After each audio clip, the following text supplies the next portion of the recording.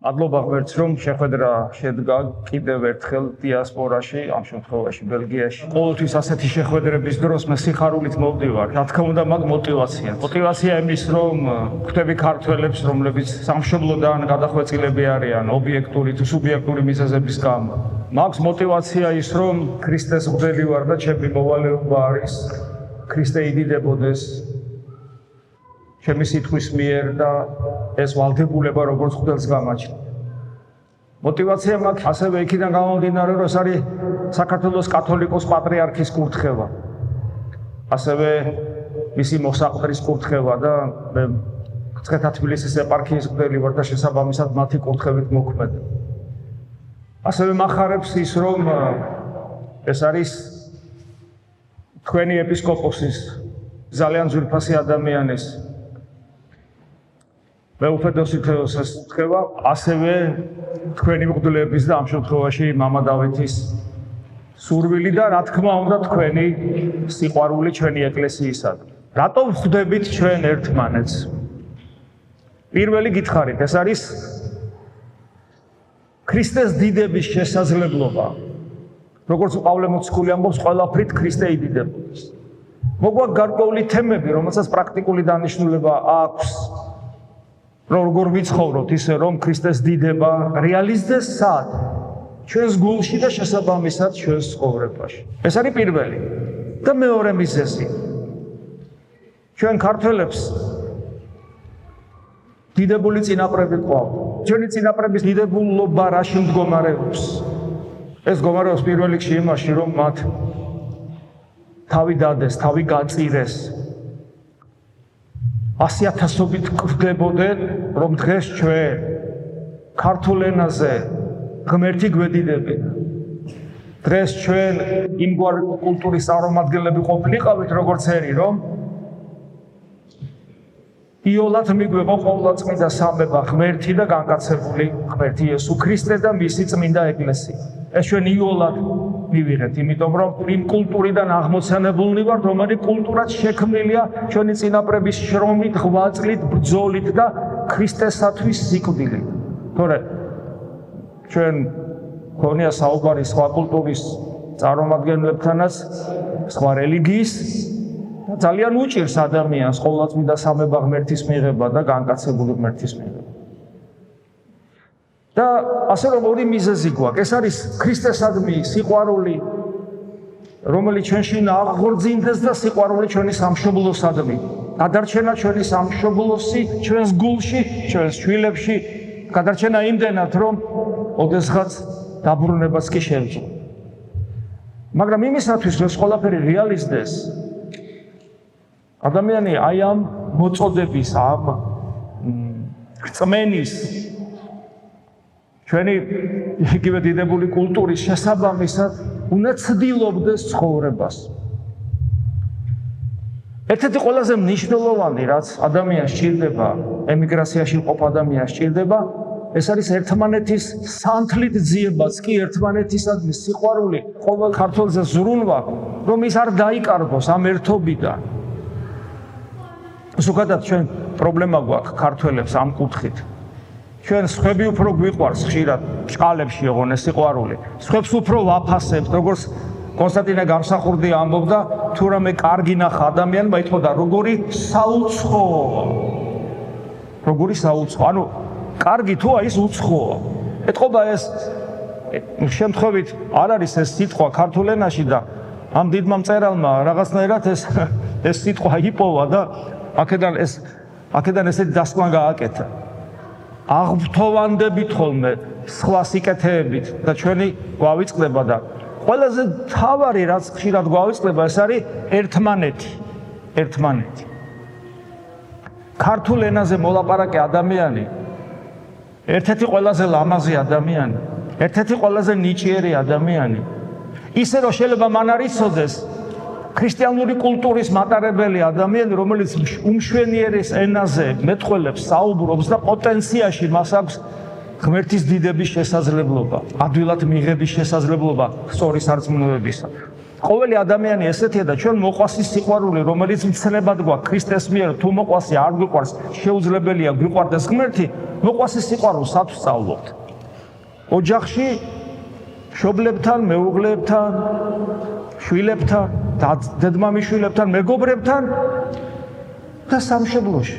ჩვენ თუ ერთმანეთი არ გვიყვარება, წარმოგიდგენიათ რა სასაცილო იქნება ჩვენი ქართველობა, ჩვენი ქრისტიანობა, ჩვენი რწმენა, ჩვენი ეკლესიაში ყოფნა, ჩვენი ევქარისტიული მსახურება ადამიანებს აერთიანებს და ეს გაერთიანება ძალადობრივი კი არ არის ღმერთისგან, ნებაყოფლობითია და თუ შენ არ გინდა ეს გაერთიანება, ღმერთი ძალას არ დაგატას.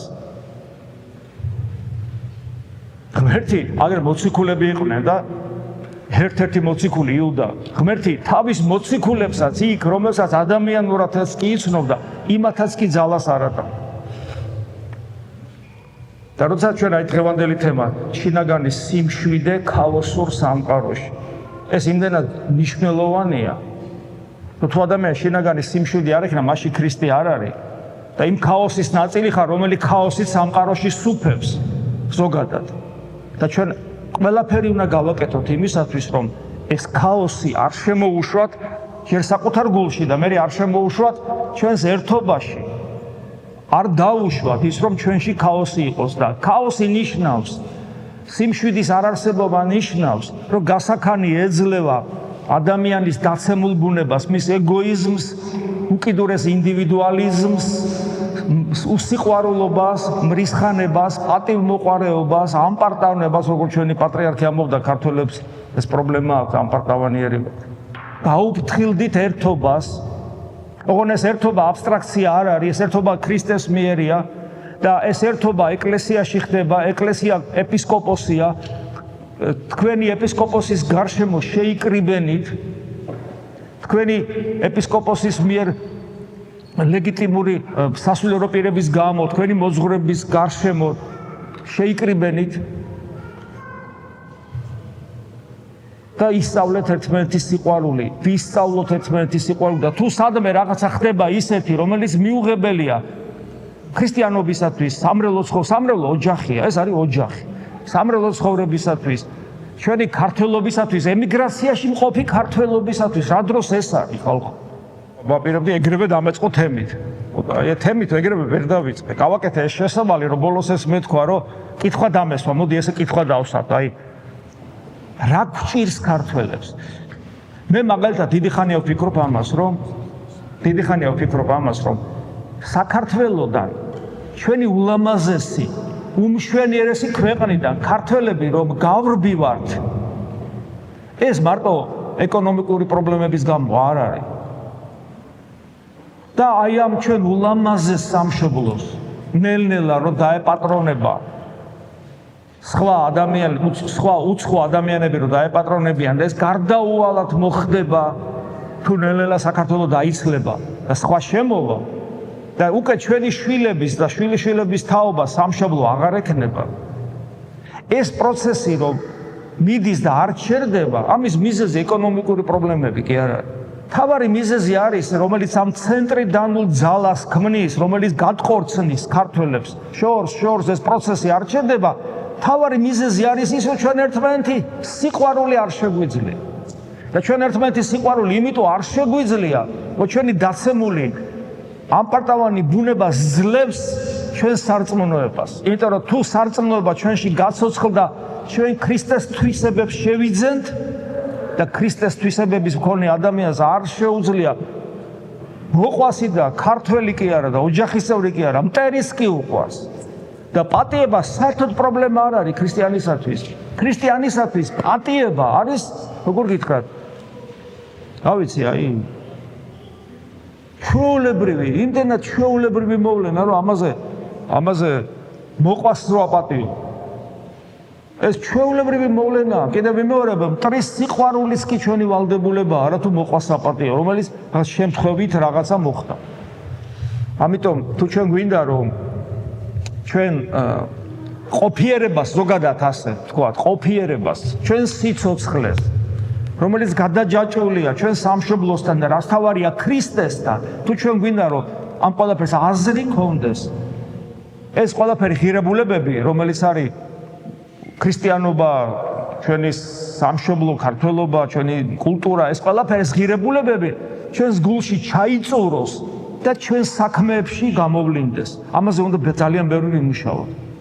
და სამრელო უნდა იყოს აი როგორც ორგანიზმში რაღაცა ბაქტერია რო შევა და იმუნიტეტი როგორ მუშაობს, ხო? იმ წამსვე იწყებს ერითროციტები, იწყებენ დაირაზმებიან ჯარისკაცები და აი ამ ინფექციას უწყებენ ბრძოლას. თუ ორგანიზმი ცოცხალია, მაშინ ის ბრძოლას ახერხებს. და თუ ორგანიზმი მკვდარია, მაშინ ის ბრძოლას ვერ ახერხებს, არც იბრძვის. თუ ჩვენ ცოცხალი ორგანიზმი ვარ და სამრევლო არის ცოცხალი ორგანიზმი იდეაში, თქვენი ერთობა განმტკიცებულია ქრისტეს სისხლით. თუ თქვენ ერთი ორგანიზმი ხართ, როდესაც რაღაცა ხდება არაჯანსაღი, ნუ იქნებით გულგრილი უზნეობის, უსიყვარულობის, სიძულვილის და ყოველგვარი უწესობის მიმართ. იყავით გულმხურვალენი და არ გაიკაროთ თქვენში ეს ყველაფერი და თუ ვინმეს რაიმე მსგავსი ჭირს, თქვენი პრინციპულობით და მისთვის ლოცვით ეცადეთ, რომ ეს მდგომარეობა განიკურნოს. ეხლა რაც შეეხება შინაგან სიმშვიდეს, მე ვეცდები პატარა მოკლე თეზისების სახით ჩამოვწერე თუ რაზე მინდა გესაუბროთ. ვეცდები, რომ ეს არ გამიგრძელდეს ძალიან, რომ კითხვა-პასუხებისათვის ბევრი დრო დაგიტოვოთ. საერთოდ, როცა საუბარია სიმშვიდეზე, ძალიან ხშირად ეკლესიაში, როცა ღირებულებებზე საუბრობენ, თვლიან, რომ ეს ღირებულებები ფსიქოსომატური მდგომარეობა, ადამიანის მონაპოვარია, ადამიანი ცდილობს, რომ ეს თავის შესაძლებლობებით მოიპოვოს, ესა თუ ის კარგი, კეთილი მდგომარეობა და ფიქრობენ, რომ სიმშვიდეს მსგავსი რამ არის. და რა თქმა უნდა, სიმშვიდე როგორც ფსიქოსომატური მდგომარეობა, რა თქმა უნდა არსებობს. და ფსიქოლოგები მუშაობენ ამაზე, ფსიქიატრებიც მუშაობენ ამაზე, ადამიანი თავის თავზე თვითონ მუშაობს, რომ არ აღელდეს, პრობლემა არ შეექმნას ამ კუთხით, დამშვიდდეს, ჩაისუნთქოს, ამოისუნთქოს და სიმშვიდე დაიბრუნოს. ეს ყველაფერი ცუდი არ არის და ეს ყველაფერი არსებობს, მაგრამ როცა ქრისტიანობა საუბრობს სიმშვიდეზე, სხვა სიმშვიდეზე საუბრობს. ის არ საუბრობს სიმშვიდეზე როგორც ფსიქოსომატურ მოცემულობას. არამედ ქრისტიანობა საუბრობს სიმშვიდეზე როგორც ონტოლოგიურ ღირებულებაზე, ანუ არსობრივ ღირებულებაზე. რომელიც, აი რატო ფსიქოსომატური რას ნიშნავს? ნერვული სისტემა ამეშალა, გამოვედი წყობიდან. ნერვული სისტემა დამილაგდა, დამშვიდი. გესმით? და ონტოლოგიური ღირებულება ნიშნავს, რომ სიმშვიდე როგორც ღირებულება ჩემი საკუთრება გახდა. არა მარტო ხორცის, ანუ ფსიქიკის, არამედ უფრო სიღრმისეული გახდა ის სულისაც, ჩემი პიროვნებისაც. რომელიც მე არ წამერთმევა, თუ მე მასზე უარს არ ვიტყვი. ანუ მე თავად ვხდები სიმშვიდის მატარებელი. და ეს როგორ შეიძლება მოხდეს? აღარ მჭირდება დიდი ნებისყოფის დაძაბვა კონკრეტულ სიტუაციაში, რომ შევიკავო თავი, ეხლა ამას რაღაცა არ უქნა. არამედ ბუნებრივად მომდევს ეს, ჩემი საკუთრება გახდა. ჩემი საკუთრება გახდა. და ეს არის შესაძლებელი და ამაზე ვიტყვით როგორ არის შესაძლებელი. ამას ვიმახსოვრებ, როგორ შეიძლება გახდეს სიმშვიდე ჩემი ბუნებრივი მდგომარეობა. არა მობილიზება ნერვული სისტემისა, რომელსაც ხან მოვახერხებ, ხან ვერ მოვახერხებ. და ექიმი მჭირდება, ფსიქოლოგი მჭირდება, თუ ვერ მოვახერხებ. არამედ ეს იმდენად ჩემთვის ბუნებრივი მდგომარეობაა, რომ ნერვული სისტემის დაძაბვას ამჭირდება. ესეთი ვარ მე. ესეთი გავხდი მე უბრალოდ, ესეთი არ არის არავინ თავიდან. ესეთი გავხდი მე. ესეთი გავხდი. და ამაზე კიდე რა თქმა უნდა აქცენტირებას გავაკეთებ. ამ თემაში ესეთი სიტყვები იყო ქაოტური სამყაროში. და რატო არის სამყარო ქაოტური? საინტერესოა, ხო? იმიტომ რომ სამყარო ვინ შექმნა? ღმერთმა შექმნა და რატომ არის ღმერთის მიერ შექმნილი სამყარო ქაოტური? მიუხედავად იმისა, რომ ჩვენ ხედავთ, როგორი მოწესრიგებულია თან სამყარო, როგორი ჰარმონიულია, როგორი ლამაზია, როგორი მშვენიერია, მაგრამ ამავე დროს იგი მიდრეკილია სიკვდილისკენ. იგი მიდრეკილია დაშლისკენ, ენტროპია ქვია ამას, ყველაფერი იშლება, ყველაფერი თავისთავად არაფერი არ იწყობა. ხო? აი რატომ არის მიუხედავად იმისა, რომ თან სამყარო ატარებს ღვთაებრივ კვალს, როგორც პავლე მოციქული ამბობს, რომ სამყაროს დაკვირვებით ადამიანი მიხვდება, რომ ღმერთი არსებობს და ამავე დროს იგი მიდრეკილია დაშლისკენ. რატომ არის მაგალითად, რომ მე რომ სიმინდი მოვიყვანო ან ხორბალი, რამდენი უნდა ვიშრობ? ლობიო რომ მოვიყვანო მაგალითად. და სარეველა თვითონ ამოდის, არც დათესვა ჭირდება. არც გამარგვლა ჭირდება და გადაგჯეგავს კიდევაც აქეთ. არ შეიძლება რომ სიმინდი ამოვიდეს თვითონ, ხორბალი ამოვიდეს თვითონ, ლობიო ამოვიდეს თვითონ. რაღაც ხო ესეთი რასაც ადამიანი საკვებად იყენებს. რატომ მაინდა-მაინც ის ამოდის და ეს არ ამოდის? ვისაც ბავშვი აღუზრდია, რატომ არის რომ ბავშვმა რაღაც ღირებული ისწავლოს ამდენი და ზნეობა ისწავლოს, ღირებული ისწავლოს, წესიერება ისწავლოს, ესმით, კარგი თვისებები შეიძინოს, მშობელს რამდენი შრომა ჭირდება და ჭიდაობა ბავშვთან, ბავშვი არ გემორჩილება. ხო და თუ მიუშვებ ბავშვი, ნებისმიერ ცუდს ისე ისწავლის, არანაირი შრომას ნახარჯა შენ არ დაგჭირდება. ხო გამოგიცდიათ ეს. და ჩვენი საკუთარი გული ხო კიდევ ვიცით არა? ის რომ ჩვენი გულიდან კეთილი გაჟღერდეს, რამდენი შრომა გვჭირდება ამისათვის და როგორი მიდრეკილია ჩვენი გული ეგოიზმისკენ, ანგარებისკენ, შულისკენ, უსიყვარულობისკენ, სიზარმაცისკენ, პატიმოყვარეობა, საკუთარი სიმართლის პოზიციიდან საუბარი, რამდენი რამე ადამიანში, რომელიც ბუნებრივად არის. როგორ არის რომ რაღაცა სიკეთე შეიძლება დაინახო და შენს ისეთ ყურადღების მიღმა გავიდეს და თუ რაღაცა ცუდი ხდება, ეგრევე გიჭერს ისა და თავისი გარყვნილები და სიბიძურით შენში შემოდის. რატომ არის სამყარო ასეთი? ძალიან საინტერესოა, რა თქმა უნდა, ქრისტიანობის პასუხი თქვენ ესა თქმა უნდა იცი. იმიტომ რომ სამყარო სხვადასხვა მაგალითად ადამიანს როგორი ღვთისმეტყველი უწოდებს, რომ ეს არის მიკროკოსმოსი, როცა ანუ პატარა კოსმოსი, როცა არსებობს დიდი კოსმოსი, ანუ დიდი კანონზომიერება და ადამიანი პატარა კანონზომიერება, კოსმოსი დიდი მშვენიერება და ადამიანი პატარა მშვენიერება, კოსმოსი კანონზომიერებას და მშვენიერებას ნიშნავს. დიდი და პატარა. მაგრამ ზოგიერთი ღვთისმეტყველი ამბობს პირიქით, რომ დიდი ეს ფიზიკურად დიდი მშვენიერება და დიდი წესრიგი, ანუ კოსმოსი ფიზიკურად პატარას გაგრძელება. ანუ ჩვენი სხეულის გაგრძელებაა სამყარო. მაგალითად, წარმოიდგინეთ, ეხლა ვის ცოტა ასაკშია, ეხსომებათ საქართველოში ქორწილი როგორ იმართებოდა ხოლმე. სეფას რო გაშლიდნენ. თუ გინახიათ, ეხლა დარბაზებში ალბათ. ხო, უზარმაზარი დიდი დარბაზი, გაწყობილი მშვენივრად გალამაზებული და ხალხიც მოვიდა, ვიღაცები მღერიან, მუსიკა უკრავს და უცებ შემოდის ნეფე პატარძალი და დაждდება საძღას თავში. აი ამ მთელი ეს მშვენიერება, მთელი ეს დიდებულება, მთელი ეს უზარმაზარი დარბაზი, რა ვიცი, რამდენკაციანი, ხო? არის მხოლოდ იმ ორი ადამიანისათვის, რომელიც თავში ჟის და ბოლოდან წესერად არც კი ჩანს ისე შორს არის. ყველაფერი ეს არის მათთვის. ყველაფერი ეს არის მათი ქორწინების გაგრძელება. აი, რაღაც მსგავსი შეიძლება წარმოვიდგინოთ, ადამი და ევა ამ სამყაროში შემოყვანილი იქნა როგორც ნეფე პატარძალი. ღმერთმა გაამზადა ეს საოცარი დარბაზი ამ სამყაროსი და ადამიანი შემოიყვანა. ადამიანისთვის შეიქმნა სამყარო. აი, მაგალითად, ჩამავალი მზე რა ლამაზია განსაკუთრებულად საქართველოში, სადაც ზღვაში ჩადის. ვარსკვლავებიანი ცა. მაგრამ ამას თევზი ვერ აღიქვავს. ვერც ბეღურა ვერ აღიქვავს ამ მშვენიერებას. ესმით ადამიანისათვის არსებობს ეს მშვენიერება, ეს კანონზომიერება, რომ ამით მერე ღმერთი დაინახოს. ჩვენ ვტკბებით ამით. ჩვენთვის არის ეს ყველაფერი შექმნილი და ხდება რა, ადამიანი დაეც.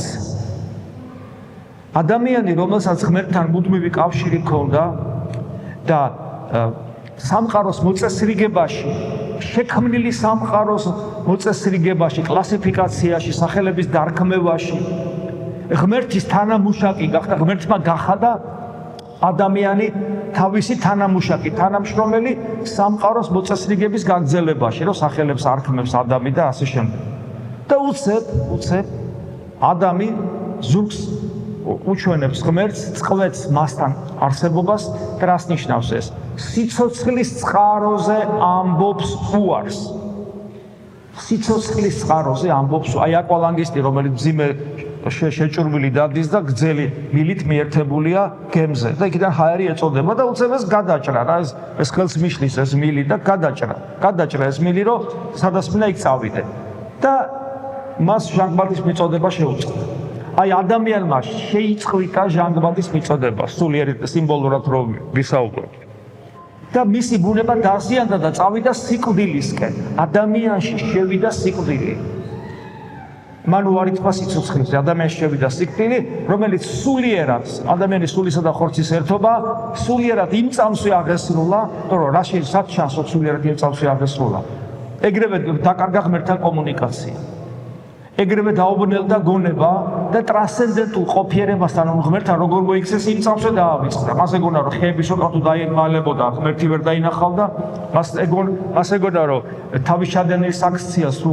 სხვას გადააბრალებდა ღმერთი ამას ვერ მიხვდებოდა ესმით და დაკარგა უნარი მასთან კომუნიკაციისა ესე იგი სულიერად მოკვდა რას ნიშნავს სიკვდილი აი ხორციელად რო კვდები ვეღარ ხედავ სინათლეს და სულიერად რო კვდები ვეღარ ხედავ სულიერ სინათლეს ანუ ღმერთს ვეღარ ხედავ იმ წამსვე დაკარგა სულიერად ღმერთთან ყოფნის შესაძლებლობა და ხილვის უნარი ანუ სულიერად ეგრევე მოკვდა და დროში გაწერა რადგან ხორცი დროში არსებობს მისი ხორციელი ბუნება დაიწყო კვდება და გარკვეული პერიოდის მერე გარდაიცვალა და აი ადამიანი რო დაზიანდა ადამიანის დაზიანების ნაყოფი ერთ-ერთი ნაყოფი არის სამყაროს დაზიანება და ის ბიბლიაში კარგად წერია ძებს და ეკალს აღმოაცენებს მიწა ჩვენი გულიც აღმოაცენებს უფრო მეტად ცოდვებს და ბნებებს ვიდრე სიკეთეს ამას მერე ქრისტე გვასწავლის და თუ რამე ბოროტება ხდება სამყაროში ამის მიზეზი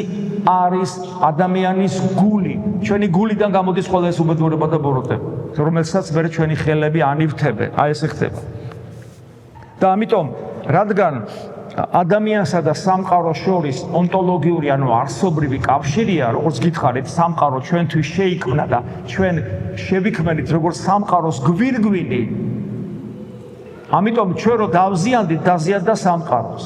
და სამყარო არა მარტო მატერიალურად დაზიანდა და ბიოლოგიურად, იმიტომ რომ ცხოველი საშიში გახდა ჩვენთვის, შემოვიდა ავადმყოფობა, შემოვიდა სიკვდილი, 1000 ვირუსი და უბედურება, არამედ ჩვენ საშიშნი გავხდით ერთმანეთისთვის.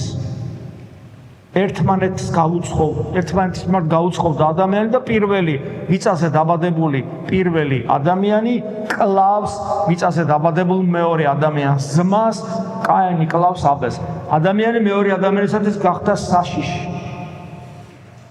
აი ეს არის ის რეალობა რომელი რეალობაშიც და რომელი რეალობის მატარებელი ჩვენ თვითონვე ვართ და შემოვდივართ ამ სამყაროში ამიტომ ქაოტურობა ეს არის თვისება ამ სამყაროსი და მათ შორის ჩვენი თვისებაც, იმიტომ რომ კიდევ მეორე, აი როგორც იოანე მოციქული ამბობს და ბიბლიაში ეს რამდენიმე ადგილას არის განცხადებული სხვადასხვა სიტყვით, რომ რა არისო, რა კანონით ცხოვრობს ეს სამყარო. იოანე მოციქული ამბობს ერთ-ერთ თავის წერილში.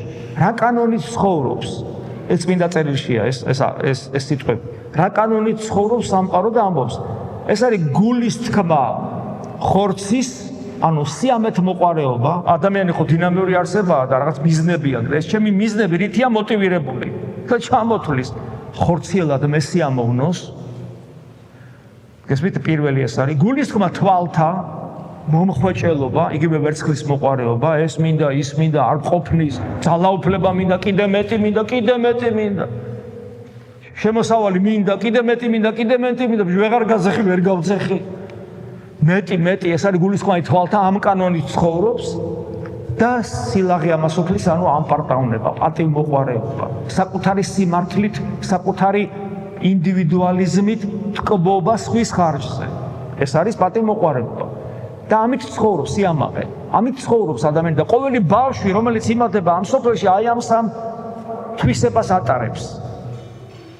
ეს ნიშნავს, რომ ადამიანი გარანტირებულად დაღუპული იქნებოდა როგორც იმიტომ ადამიანი პოტენციაში მარადისობას ატარებს, ეს პარადისობა გარანტირებულად იქნებოდა არარეალიზებული, რომ არა ღმერთის წყალობა და ჩვენში ჩატოვილი ჩვენს მისტიკურ სიღრმეში, მისტიკური სიღრმე აქ ადამიანს, აი ცხოველს მაგალითად სამი განზომილებაა: სიგრძე, სიმაღლე და სისქე. ცხოველი ღორი იქნება, ეს ზაღლი იქნება, მაიმუნი იქნება, პატარა არსება თუ დიდი სპილო, ეს სამი განზომილება აქვს. ადამიანსაც აქვს ეს სამი განზომილება კრიდეს რო ეძახიან. მაგრამ ამის გარდა აქ ადამიანს მისტიკური სიღრმე თავის თავში და იმ მისტიკურ სიღრმეში ღმერთმა მოგცა გონება, რომლის ერთ-ერთი გამოვლინება არის ლოგიკური აპარატი, მაგრამ ეს გონება გაცილებით ფართ ასპექტს მოიცავს და ერთ-ერთი რითაც ადამიანის გონება ავლენს თავს, ეს არის ის, რომ მას შეუძლია ზნეობრივი კანონის აღქმა, მშვენიერების აღქმა შეუძლია, ესთეთიური, რომელიც ლოგიკას არ ემორჩილება, მაგალითად ვან გოგის ნახატები თუ შეაფასე ლოგიკურად, მაგრამ ჩვენ გონებას აქვს უნარი მშვენიერების აღქმის და ის ლოგიკას ეუნება, შენ ვერ ხვდები, ეს მშვენიერებაა. და ზნეობრივი კანონის შეფასება, რომელსაც სინდისი აკეთებს და სინდისის ერთ-ერთი სინონიმი არის გონება, ანუ გონების ნაწილია ხდება, ეს არის სწორი, ეს არ არის სწორი. ესეც გონებაა და თავარი ჩვენ გონების ერთ ნაწილს, ეს პირობითად არის დაყოფა, რა თქმა უნდა, სინამდვილეში ეს ერთი მთლიანი მოცემულობაა.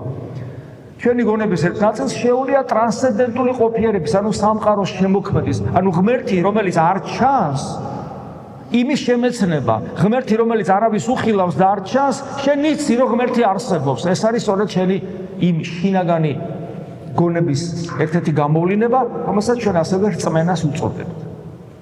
და აი, ადამიანი იბადება იმ დაზიანებული საშინელი ვნებებით, დაზიანებული ბუნებით, წეღრო ჩამოვთვალე, გულისხმაი ხორცთაი, გულისხმაი თვალთაი და სიამაყე, მაგრამ ღმერთმა ჩაუტოვა მას მისტიკურ სიღრმეში ეს გონება და თუ ადამიანი გონებას გამოიყენებს სწორად,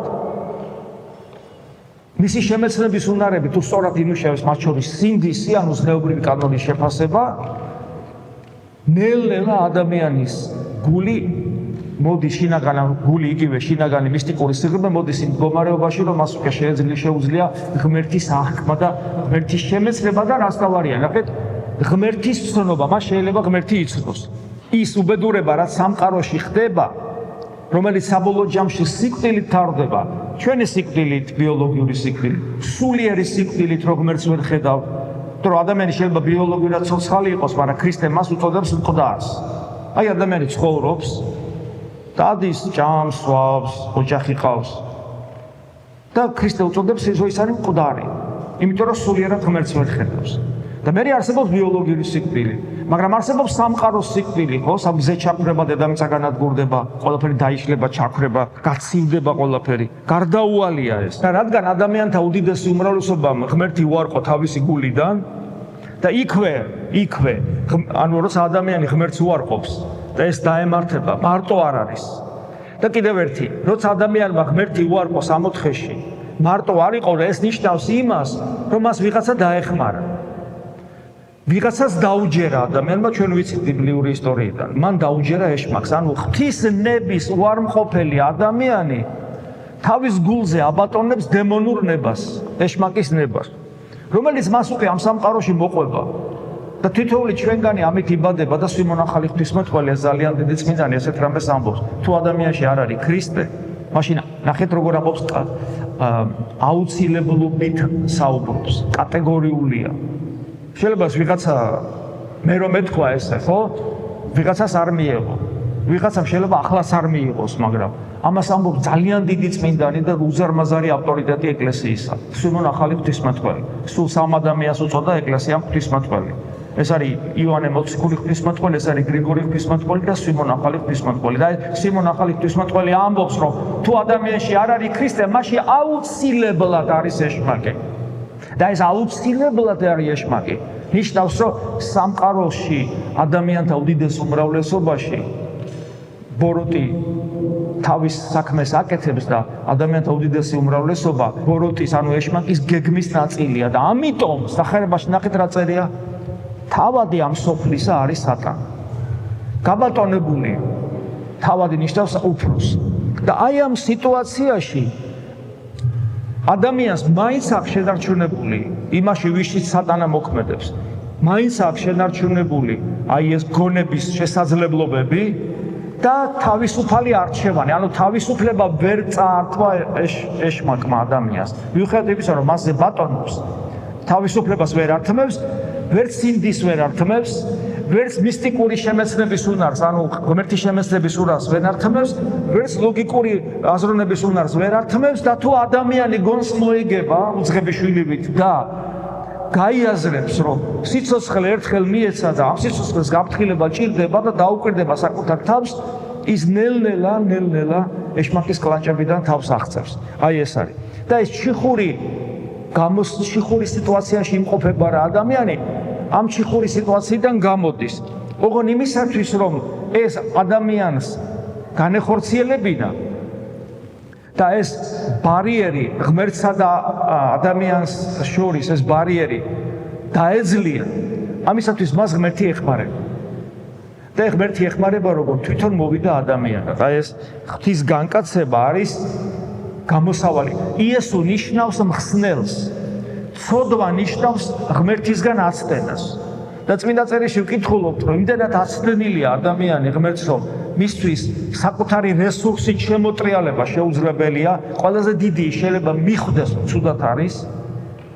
ეს შეუძლია მიხვდეს ცუდად არის, რაღაცა გამოსავალი უნდა ეძებოს და ამას რომ მიხვდება ადამიანი, მერე იწყებს ვინ მიშველის ამ ხსნელის ძიებას იწყებს და თუ ეს ძიება გულწრფელია, ადამიანს ეძლევა უნარი ქრისტეში ღმერთი შეიმეცნოს. ქრისტეს სიტყვაში სახარებაში ღვთის სიტყვა შეიმეცნოს და ღვთის ნება დაინახოს.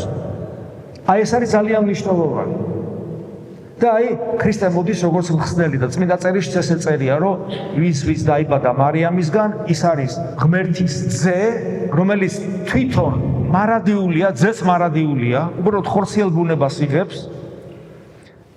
ბუნებას იღებს და მას ერქმევა სახელი იესუ, ანუ იეშუა ებრაულად, იესუ, რომელიც ნიშნავს ცოდვისაგან მხსნელს, ანუ ღმერთისაგან დაცილებლობისაგან მხსნელს ნიშნავს. უკვე სახელშივე არის ეს ჩადება. ძე ღმერთი მოდის როგორც მხსნელი და პირველი რასაც აკეთებს, როცა ის მოღვაწეობას 30 წლის ასაკში იწყებს მოღვაწეობას, პირველი რასაც აკეთებს, მოგვიწოდებს მეტამორფოზისკენ. ეს ძალიან მნიშვნელოვანია. ანუ უბრალოდ რელიგიურობისკენ კი არა, თუ რელიგიური ადამიანი აი გახდა ადამიანი რაღაც სულიერი თვალსაზრისით რაღაც მდგომარეობაში იმყოფება. გახდა ურწმუნოა. უცებ გახდა რელიგიური. შეიძლება ისევ დარჩეს და არსად არ წავიდეს. ანუ რას ნიშნავს არსად არ წავიდეს? რელიგიური ხო ნიშნავს ღმერთთან კავშირის მქონეს. ადამიანს გაუჩნდა რელიგიური ცხოვრების სურვილი, მაგრამ ღმერთთან კავშირის თვალსაზრისით და რელიგიური ცხოვრება დაიწყო მართლა, მაგრამ ღმერთთან კავშირის თვალსაზრისით მას არც ერთი ნაბიჯი არ გადაუდგავს. შესაძლებელია როგორ არა? აბა ფარისევლების, ახარებისეული ფარისევლება. ანუ ისინი რელიგიური ცხოვრებით ცხოვრობდნენ, ცდილობდნენ ღმერთის ერთგულებას, მაგრამ ღმერთის შემეცნების უნარი საერთოდ არ ქონდა. როცა მოვიდა, ვერ იცნეს ღმერთი. აბა მაშინ ვის ელაპარაკებოდნენ? ვის უჯერებდნენ? კერპს. ადამიანს შეუძლია კერპი შექმნას თავის თავში და მას დაარქვას ღმერთი. ამაზე ადვილი რა არის? ეს ისეთი იოლი რამეა. ამას ადამიანები სუაკეთებენ. და ამიტომ ესე იგი, როდესაც ქრისტე მოდის, პირველი რასაც აკეთებს, ამბობს ესეთ რამეს. შეინანეთ რამე თუ მოახმოლებულ არ სასუფეველი ცათა და აი ეს შეინანეთ ადამიანს არ ესმის ქართველ კაცს ყოველ შემთხვევაში არ ესმის რას ნიშნავს, იმიტომ რომ შევინანეს სინანული რას ნიშნავს ეს?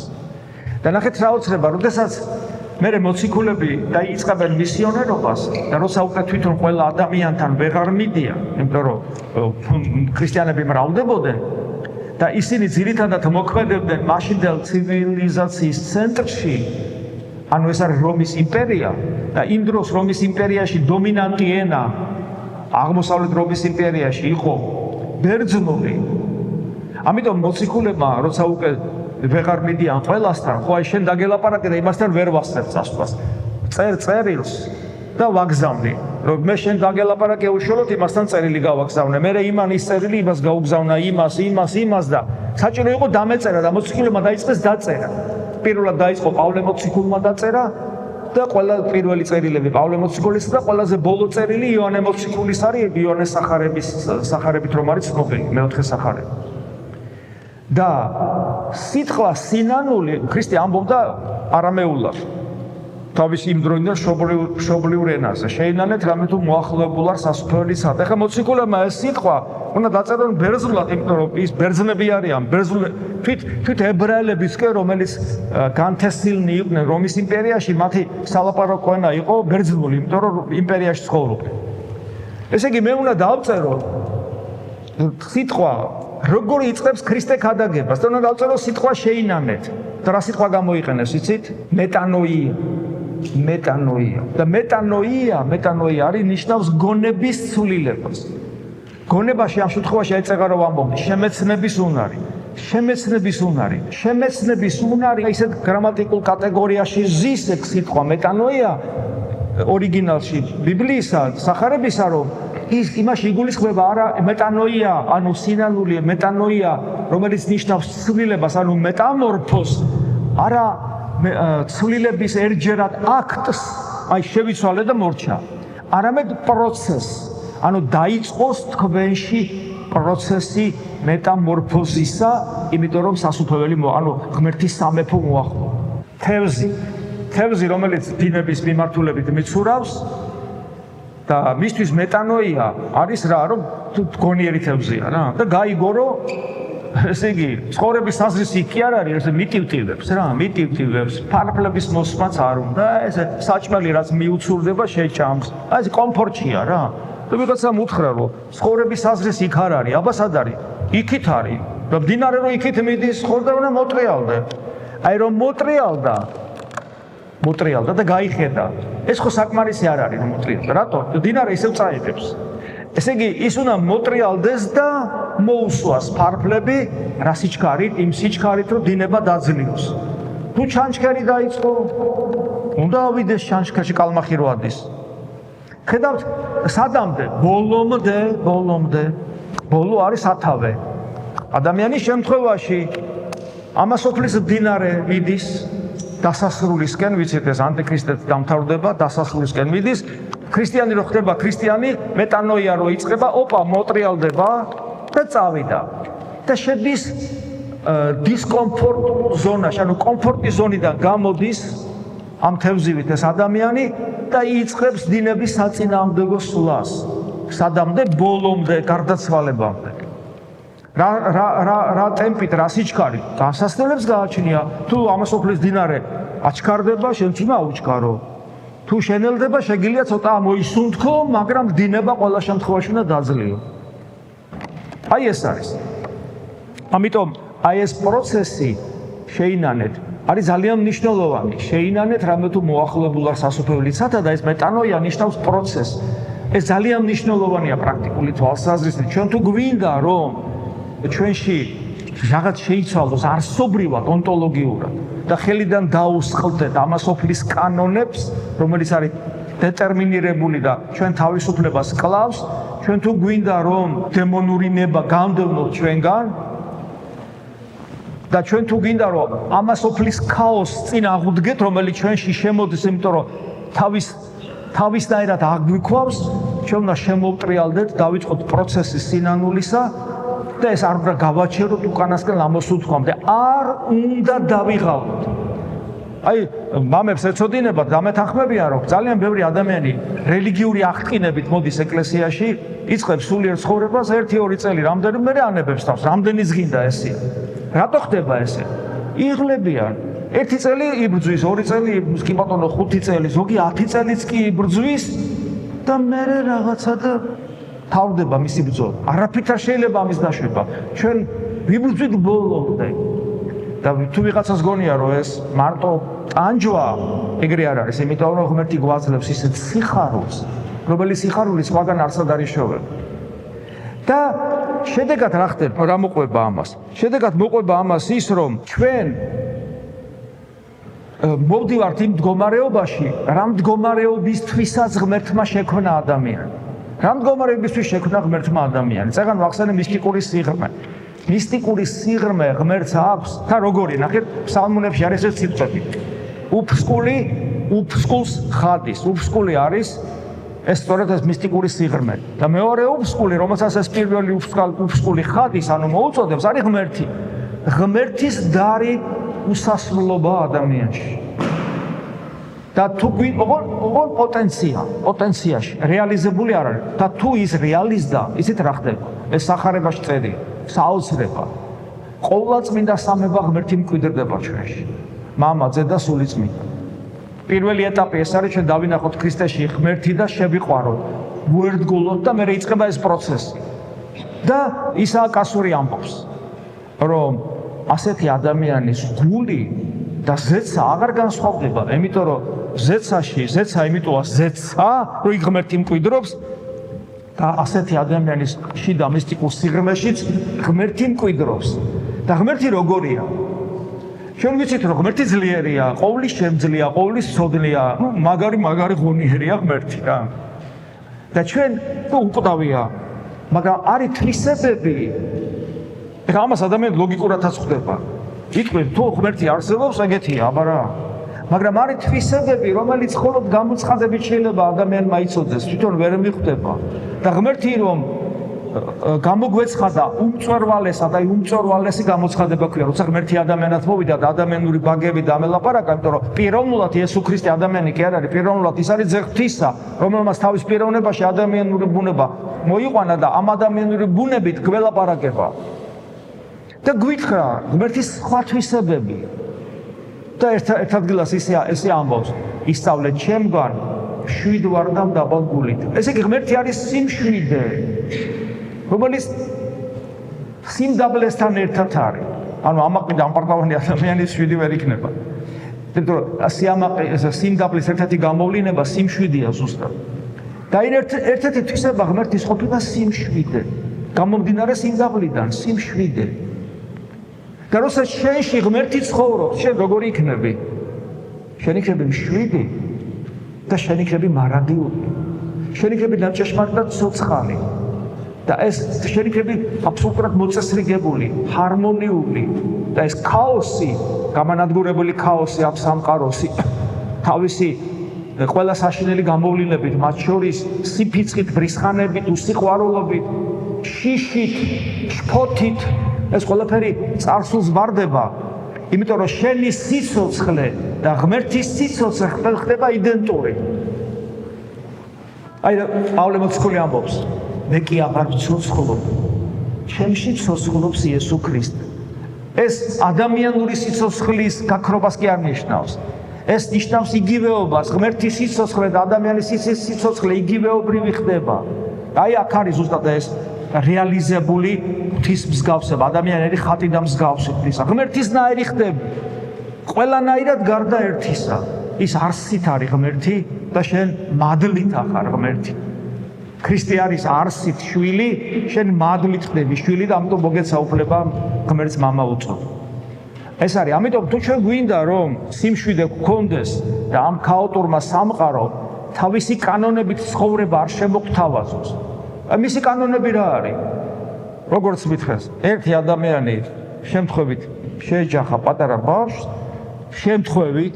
შემთხვევით და ვიღაცა გამოესასლა იმ ბავშვს, გაიყვანა ეს ადამიანი გარეთ და ჩხუბი გაუმართა. ანუ ეს არის ერთ-ერთი ნიშანი იმისა, რომ ჩვენ გულში არის ქაოსი, უსიყვარულობა. შემთხვევით მოხდა რაღაც. რომც რაღაცა არ მოგეწონოს, იმ წამს უნდა შეძლო პატიებდა. და თქვათ ხელები არ დაიგზელო და არ დაიწყო რაღაცა. გესმის? აი ეს ელემენტარ, ანუ მაგალითად საქართველოში ძალიან კარგად ჩანს. დიდი ხარ და შემთხვევით რაღაცა შეგეშალა და სხვაგან გადაუხვია, ან შეფერხდი მოძრაობაში, ან რაღაცა. ხო? ეს უკეთეს შემთხვევაში, როცა დაარღვიე. იმ წამს აქედან დაგისიგნალებენ, იქიდან დაგისიგნალებენ, ხელებს დაგიქნევენ ესე, შეიძლება შეგაგინონ. სულ ხდება ეს მასიურად. და ჩემთან ახლა მორწმუნეები ხომ მოდიან, აღსარებებზეც ხომ მოდიან და ძალიან ხშირად ამბობენ, აი საჭესთან მამაო ესე ვიგინები. ეუბნები რანერი ქრისტიანი ხარ. საჭესთან როზი ხარ, ღმერთი არ არის იქა თუ რა ვერ გავიგე. აბა რა უნდა ქნას მე გეტყვით, თუ ადამიანში ღმერთი სუფევს, არც კი გაბრაზდება ამასე. და ვინც გაბრაზდება ამასე და ხელს დაუქნევს, ეს დალოცავს ღმერთმა სინამდვილე და სიხარული მოქცეს და ღმერთმა დაგლოსო შვიდობით გატაროს ეს აღელვებული ნუ ხარ ფიქრობს გულში ლოცავს ეგრე აღელვებულმა შეიძლება ავარია გააკეთო გესმით დააკვირდით თქვენ გულებს როგორ იქცეზე და როცა ხედავთ რომ თქვენი ემოცია თქვენი ეგოიზმი თქვენი პატივმოყვარეობა თქვენი სიამაყე თქვენი მრისხანება უკონტროლოა ეს ნიშნავს რომ თქვენში ღმერთი არ არის ეს არის ძალიან საშიში რომ თქვენში როცა ღმერთი არ არის და თქვენ რომ ამ წუთში გარდაიცვალოთ თქვენი ცხოვრება ძალიან სამთხოვი იქნება გესმით ამიტომაც სიმშვიდე ჩვენში რომელიც არის არსობრივი სიმშვიდე ანუ ღმერთი ჩვენში როცა ის თავის სიცოცხლეს ჩვენ გვაძლევს და გვიწილადებს ეს არის ადამიანის არსობრივი მდგომარეობა ანუ ადამიანი ახალ ქმნილებად უნდა გადაიქცეს და ეს ამბობს უფალი მე თავიდან ვქმნი ადამიანს აპოკალიფსის წერია პავლე მოციქულიც ამბობს და ღმერთმა თავიდან შექმნა ადამიანი თვითონაც ამბობს რომ თავიდან თუ არ დაიბადა ადამიანი ვერ შევასწავლოს უფალოში ეს არის ახალ არსებად გარდაქმნის პროცესი როდესაც შენ რეალიზდები ღვთაებრივი ენერგიით ღმერთის სიცოცხლე და მაშინ რა თქმა უნდა იქნები შვიდი ხოლო ის რომ ჩვენ ცოდვები გქონდა მანამდე სანამ ამ მდგომარეობას მივაღწევთ ხო ამრავ ადამიანი უამრავ ცოდვას ჩადის სანამ მორწმუნე გახდებოდა ხო საერთოდ კატასტროფულ ცოდვებს ჩადის და ეს ასე შემდეგ ამ ყველაფერს პატიებს ღმერთი არათუ პატიებს არამედ გვამართლებს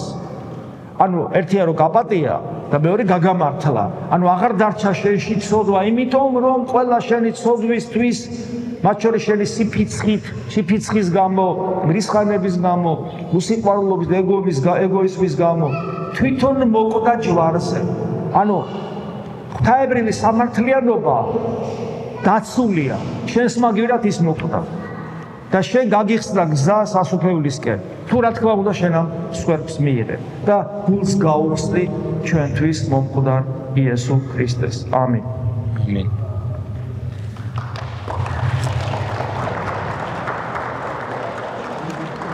როდესაც ადამიანი უკურნებელ სენს ებრძვის თითქოს ცდილობს მომზადებას ღმერთთან შესახვედრად მაგრამ შიში და ადამიანური ბუნებას ძლევს როგორც შევას და ნუგეს ისცემდით საქმე იმაშია რომ ჩვენი შიში გარდაცვალებასთან მიმართებაში განპირობებულია ჩვენი სარწმუნოებრივი დეფიციტით ამიტომ ადამიანს რომელსაც მძიმე სენი აქვს სულიერი თვალსაზრისით იგივე პასუხს გავცემ რა პასუხსაც ვცემთ ყველა ადამიანს ჩვენ ყველანი უნდა გარდავიცვალოთ ჩვენ ყველანი უნდა სხეულებრივად მოვკვდეთ ყველანი უკლებლივ გარკვეული დროის მერე აი სიმბოლური რიცხვი იყო და 100 წლის მერე აქ მყოფი ადამიანები ვინც ვზივართ ჩემნერი ბებრით დაწყებული აი სულ პატარა ბავშვები დამთავრებული არც ერთი ცოცხალი არ ვეკითხა არც ერთი ეს არის რეალობა ხორციელად ადამიანი უნდა წავიდეს თან ეს რეალობა რომელიც არ აღწევდება 100%-იანი აუცილებლად ჩვენს ცხოვრებაში ეს დადგება როცა ადამიანს ძიმესენი აქვს თქვა დაახლოებით იცის რომ რა პრობლემა შეიძლება მოხდეს დაახლოებით მაგრამ ამავე დროს ჩვენ არც ერთმა არ ვიცით ამ საღამოს ცოცხლები ვიქნებით თუ არც ერთმა არ ვიცით აბა ვინ იცის რომ ამ საღამოს მე 100%-იანი ვიქნები ცოცხალი ვის შეუძლია თქვას არავის ესე იგი რა გამოდის მე უნდა დღეს ამ წუთში უნდა ვიყო მზად ქრისტესთან შესახვედრად და ვგზნობ რომ ვერავარ მზად ესე იგი ჩვენ უნდა ავამოქმედოთ აი ის თვისებები რაც მორწმუნეს სჭირდება და დავიწყოთ ქრისტეს ერთგულება თუნდაც აი ამ წამიდან ვეცადოთ რომ არც ერთი წამი ჩვენი ცხოვრებისა არ იყოს ქრისტეს გარეშე მასზე მუდამ უნდა ფიქრობდეს ადამიანი უნდა ცდილობდეს მის ერთგულებას უნდა ცდილობდეს წმინდა წერილის კითხვას წმინდა მამების კითხვას მეტნაკლებად როგორც ამის შესაძლებლობა ემიგრაციაში გექნებათ ინტენსიურ ევქარისტიულ ცხოვრებას ანუ ზიარებას საკუთარი თავის კონტროლს მოყვასთან ურთიერთობაში რომ ისე მოექცე მოყვას როგორც შენადვილას ქრისტე მოიქცეოდა იმტევებლობას დიდსუნოვნებას ანუ ქრისტეს სათნოებებში უნდა ვივარჯიშოთ და ამით ვეთანამშრომლოთ ვეთანამშრომლოთ ღმერთს, რომელიც ცდილობს თანამშრომლობას ჩვენთან. და ვისწავლოთ ლოცვა. ლოცვას მეტი სიღრმე მივცეთ. ლოცვა მისტიკური მხარეა ჩვენი ცხოვრების. ამიტომ როცა ადამიანი იღებს ტექსტს და ამაოჩვენებს რომელი ხარ ცათაშინაც მინდა იყავს სახელი და 20 წელი ადამიანი ეკლესიაში დადის და ვეკითხები. ყოველდღე სუფევა შენის რო ამბობ. რას თხოვ ღმერთს? და ძალიან ხშირად უმრავლეს შემთხვევაში ადამიანს უთხრა იმაზე არ მიფიქრია.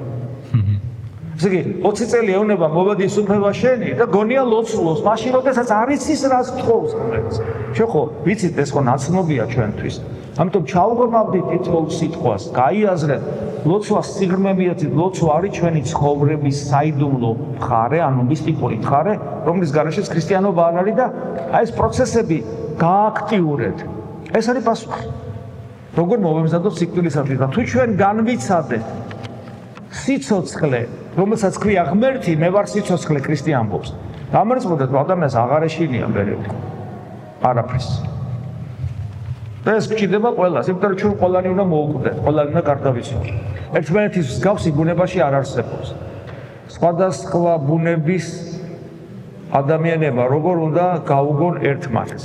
ნახეთ, ადამიანები ზუსტად რომ ერთმანეთის მსგავსი არიან ბუნებით. თქვენ ამბობთ ისეთ რამეს, რაც თლიანად ეწინააღმდეგება ქრისტიანულ მოძღვრებას. ერთადერთი მსგავსი ბუნების ადამიანი არ არსებობს. ყველა ადამიანი ერთმანეთის მსგავსია. თუ თქვენ გულისხმობთ გარკვეულ ფსიქოსომატურ განსხვავებებს, ვთქვათ, იგივე ფსიქოლოგები რო 4 ტიპის ადამიანს არჩევენ. ეს განსხვავება არსებობს, მაგრამ ეს იმ ონტოლოგიურ მსგავსებას, რომ ჩვენ ქრისტეს მსგავსნი ვართ, ანულირებას არ უკეთებს. პირიქით, ეს ალამაზებს ჩვენს ურთიერთობას. ყველა ადამიანი რო ვთქვათ, ხოლერიკი იყოს და ასე შემდეგ, ეს საშინელება იქნება. განსხვავებული ფსიქოტიპები არსებობს, ეს ჩვენ ცხოვრებას ალამაზებს. საინტერესოს ხდის. მაგრამ ჩვენ მაინც მსგავსი ვართ. ერთი ძირიდან აღმოცენებულები ვართ. ჩვენ ვართ ადამიანიდან ამოსულები სულ ყველა. ევაც კი ადამიანიდან გამოვიდა. პავლე მოციქული ამას ხაზგასმით ამბობს, რომ ერთი კაცის მიერ შემოვიდა ცოდვა, ანუ ჩვენ ერთი კაციდან ამოვედით, მაგრამ მეორე ერთი კაცი ქრისტე თუ მასზე გადავენერგვებით, ჩვენი ცოდვებისგან განთავისუფლდებით. მაგრამ ადამიანი აბსოლუტურად უნიკალურია, როგორც ჰიპოსტასი, როგორც პიროვნება. ორი ერთნაირი პიროვნება არ არსებობს. და ეს არის სწორედ ის სილამაზე და მშვენიერება კაცობრიობისა. და ნახეთ, აქ საინტერესო რამ არის. კაცობრიობის ერთობა, ანუ ადამიანთა ერთობა. ეს არის ონტოლოგიური ხასიათის. ჩვენ სავალდებულოდ ერთნი ვართ. ეს ჩვენი ბუნება და ჩვენი არსია. ბუნებით. მაგრამ ამავე დროს ვართ სავალდებულოდ უნიკალური და მრავალფეროვანი პიროვნება და ვის გავართ ესე? ყოვლადწმინდა სამება ღმერთს, რომელიც არის ერთი ბუნება, მამა ღმერთს, ძე ღმერთს და სულიწმინდა ღმერთს, აბსოლუტურად ერთი ბუნებაა. სრული თანხმერა. მაგრამ ამავე დროს სრული უნიკალურობა პიროვნულად. მამის პიროვნული თვისება არ აქვს ძეს და სულიწმინდა ღმერთს, ძე ღმერთის პიროვნული თვისება არ აქვს მამა ღმერთს და არ აქვს სულიწმინდა ღმერთს და სულიწმინდა ღმერთის პიროვნული თვისება არ აქვს მამა ღმერთს და არ აქვს ძე ღმერთს. მაგრამ ბუნება აბსოლუტურად იდენტურია და კაცობრიობა არის ყოვლადწმინდა სამება ღმერთის მსგავსი. და ამიტომაც რადგან ჩვენი ბუნება ერთია, ამიტომ ჩვენ გვაქვს შესაძლებლობა ერთ ქრისტეს შეუერთდეთ და ქრისტეს მიერ ერთმანეთს. და ის რომ განსხვავებული პიროვნებები ვარ და ხასიათებითაც. ეხლა მაგალითად მშობელს ყავს რამდენიმე შვილი, ხო? თქვა 3 შვილი ყავს, 4 შვილი ყავს, 5 შვილი ყავს, 2 შვილი ყავს კი ბატონო. ეხლა ზუსტად ტყუპებიც რომ ყავს, განსხვავებულები არიან ხასიათებით და მეორე პიროვნებები აბსოლუტურად უნიკალური. ზუსტად ერთნაირები რო იყოს, ხო გული გაგვისხდება. ეს სილამაზე და მშვენიერება. როდესაც აღსარების დროს თვალზე მომდგარი ცრემლები ხელს მიშლის მოძღვართან ცოცხალ გულახდილ საუბარში, რას ნიშნავს ეს და როგორ გადავლახოთ? თუ ცრემლი მოდის იმის გამო, რომ ცოდვილი ხარ, ან ცრემლი მოდის იმის გამო, რომ იაზრებ ღმერთმა შენთვის რა გააკეთა და ეს ცრემლი მადლიერების არის, ეს ცრემლი კარგია და გაანებეთა იყოს. მაგრამ თუ ცრემლი მოდის იმის გამო, რომ საკუთარი თავი გეცოდება, ეს ეგოისტური ცრემლია და ეგ უნდა მოიწმინდო არავნერ დაკითხავს. მამაო, სოფლიო შეიშალა. დიახ, მაგრამ ეს შეშლილობა ჩვენში შემოდის. ეხლა აქ შეხვედრის წინ რომ მუშტიკრივის გამართავს ადამიანი, აბა დალაგებულობა ხო არა, ესეც ხო იგივეა. ამიტომ მე იმას კი არ ვამბობ, რომ ამ ადამიანს ხელი კრათ. პირიქით, თუ ის გამოჩნდება, უნდა კაცები, ქალებიც კი ბატონო, დაელაპარაკოთ ეს რაკენი. ეს როგორ შეიძლებოდა ამის გაკეთება? იმან ესე მერე რა. ეკლესიაში ხარ და ეკლესიაში ქრისტე რას გვესწავლის? აპატიე. და ვისაც ეს არ უნდა, ნუ ქრისტე არ უნდა და რა გავაკეთოთ? ხო და ეს შეშლა. მე ახლა წავიკითხავ ამას, მაგრამ ეს შეშლა იქამდე რომ მიდის, რომ შეიძლება მესამე მსოფლიო ომი დაიწყოს თუ დაწყებული არ არის, საგიჟეთია, დედამიწა გახდა საგიჟეთი. და ჩვენ კიდე უფალი ნახეთ როგორ გვეუბნება, თქვენ ხართ მცირე სამწყსო ქრისტიანებს. და უნდა თავი გადავირჩიოთ როგორც ქრისტიანებმა. როგორც კი სხვა შეგძულდება, შენც ვეღარ გადაირჩევ თავს. ამიტომ არ გავაჭაჭანოთ არავის სიძულვილი ჩვენში.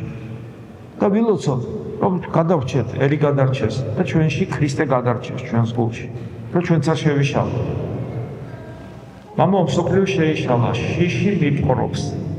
ვიცი ეს ცოდვა, რომ ესე იგი როგორ არის, იცით, რომ ქრისტიანს სიკვდილისაც როცა აღარ ეშინია, რომ შვილების გამო, რა მეგობრების მოყვასის გამო გვეშინია.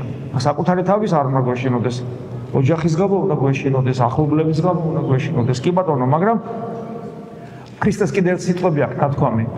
ნუ გეშინიათ. ნახეთ როგორ ამბობს, ამ სოფელს ბევრი ჭირი აქვს. და ეს ჭირები მრავლდება, ეხლა მეტია ვიდრე მაშინ.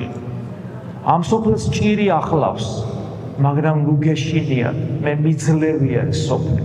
და ქრისტეს ძლევა რაში მდგომარეობს? ფიზიკურში არა, გარდაქმნაში. და ვის გარდაქმნაში? ადამიანის გულის გარდაქმნაში. ჩვენ თუ ქრისტეს შევუშვებთ ჩვენს გულში ვერ შემოვა ეს სოფელი, ამას ნიშნავს ეს ძლევა. აი ეს სოფელი თავისი წესებით, რომ გულისთქმაი, ხორცთაი, გულისთქმაი, თვალთაი და სიამაყე ამას სოფლისა ჩვენში ვერ შემოვა. თუ ქრისტე ჩვენში იქნება, იმიტომ რომ ქრისტეს ძლევს ამ ყველაფერს. ძლევს სიმშვიდით, სიმდაბლით, გულმოწყალებით, სიყვარულით, მიმტევებლობით. და ჩვენ გვაძლევს გასასვლელს მარადისობაში, თავის წიაღში. მინდა ჩემს სამშობლოში დაბრუნება, ვფიქრობ, ბოლო ჟამია. მინდა ჩემს ქვეყანაში გავიარო ყველა განსასწრელი. შიმშილი, გაჭირება თუ სიკვდილი, მაგრამ ჩემ მეუღლე არ მოდის. თუ მოდის. არ მოდის. არ მოდის. არ მოდის, მეუღლე არ მოდის. თვითონ მიდის, მეუღლე არ მოდის. ღვთისმოშიში კაცია, მართლმადიდებელი ქრისტიანია, მისი პასუხი ასეთია, უფალი გაგვიყვანს. სად? მე ვფიქრობ, რომ უფალი ნიშანს გვაძლევს, მაგრამ მეუღლეს სხვა შეხედულება აქვს. პირველი რაც მე მინდა გითხრათ, რომ ცოლქმრობა ნიშნავს იმას, რომ ერთმანეთის შეთანხმებით უნდა გადაწყვიტოთ მნიშვნელოვანი, სტრატეგიული გადაწყვეტილებები, ტაქტიკური შეიძლება კაცმა რაღაც ააკეთოს, ქალმა რაღაც, მაგრამ სტრატეგიული გადაწყვეტილებები ცოლ-ქმარმა ერთად უნდა მიიღოს. მით უმეტეს თუ ორივე მორწმუნეა. ბოლო ჟამია ეს ამ კითხაობას მე არ გირჩევთ. იმიტომ რომ უფალმა გითხრა, რომ ეგ თქვენი საქმე არ არის, როდის იქნება. მეორე მხრივ, ზოგადად ბოლო ჟამი არის ეს საღვთისმოწყალო ტერმინია, პავლე მოციქული იყენებს ამ ტერმინს, ეს ნიშნავს იმას, რომ რაც დრო გადის, ქრისტეს რაც ღმერთი მოვიდა ადამიანად, რომ ქრისტეს მოსვლის მერე ბოლო ჟამად იწოდება ეს პერიოდი. მთელი 2000 წელი ბოლო ჟამია. რა თქმა უნდა, აპოკალიფტური დრო დგება ნელ-ნელა და ოღონდ ეს შეიძლება იყოს 1 წელიწადში, შეიძლება 10 წელიწადში, შეიძლება 100 წელიწადში. ამას ზუსტად ვერავინ ვერ იტყვის. მაგრამ აქ არის ერთი პასაჟი, ოღონდ არ უნდა იჩხუბოთ, უნდა ეცადოთ, რომ ერთმანეთთან შეთანხმებით გადაწყვიტოთ თქვენი სტრატეგიული საკითხი. ჩამოხვალთ საქართველოში თუ ჯერ ისევ აქ იქნებით. ჯერ, თორემ ღმერთმა დაიფაროს ადამიანი რო აქ დარჩეს.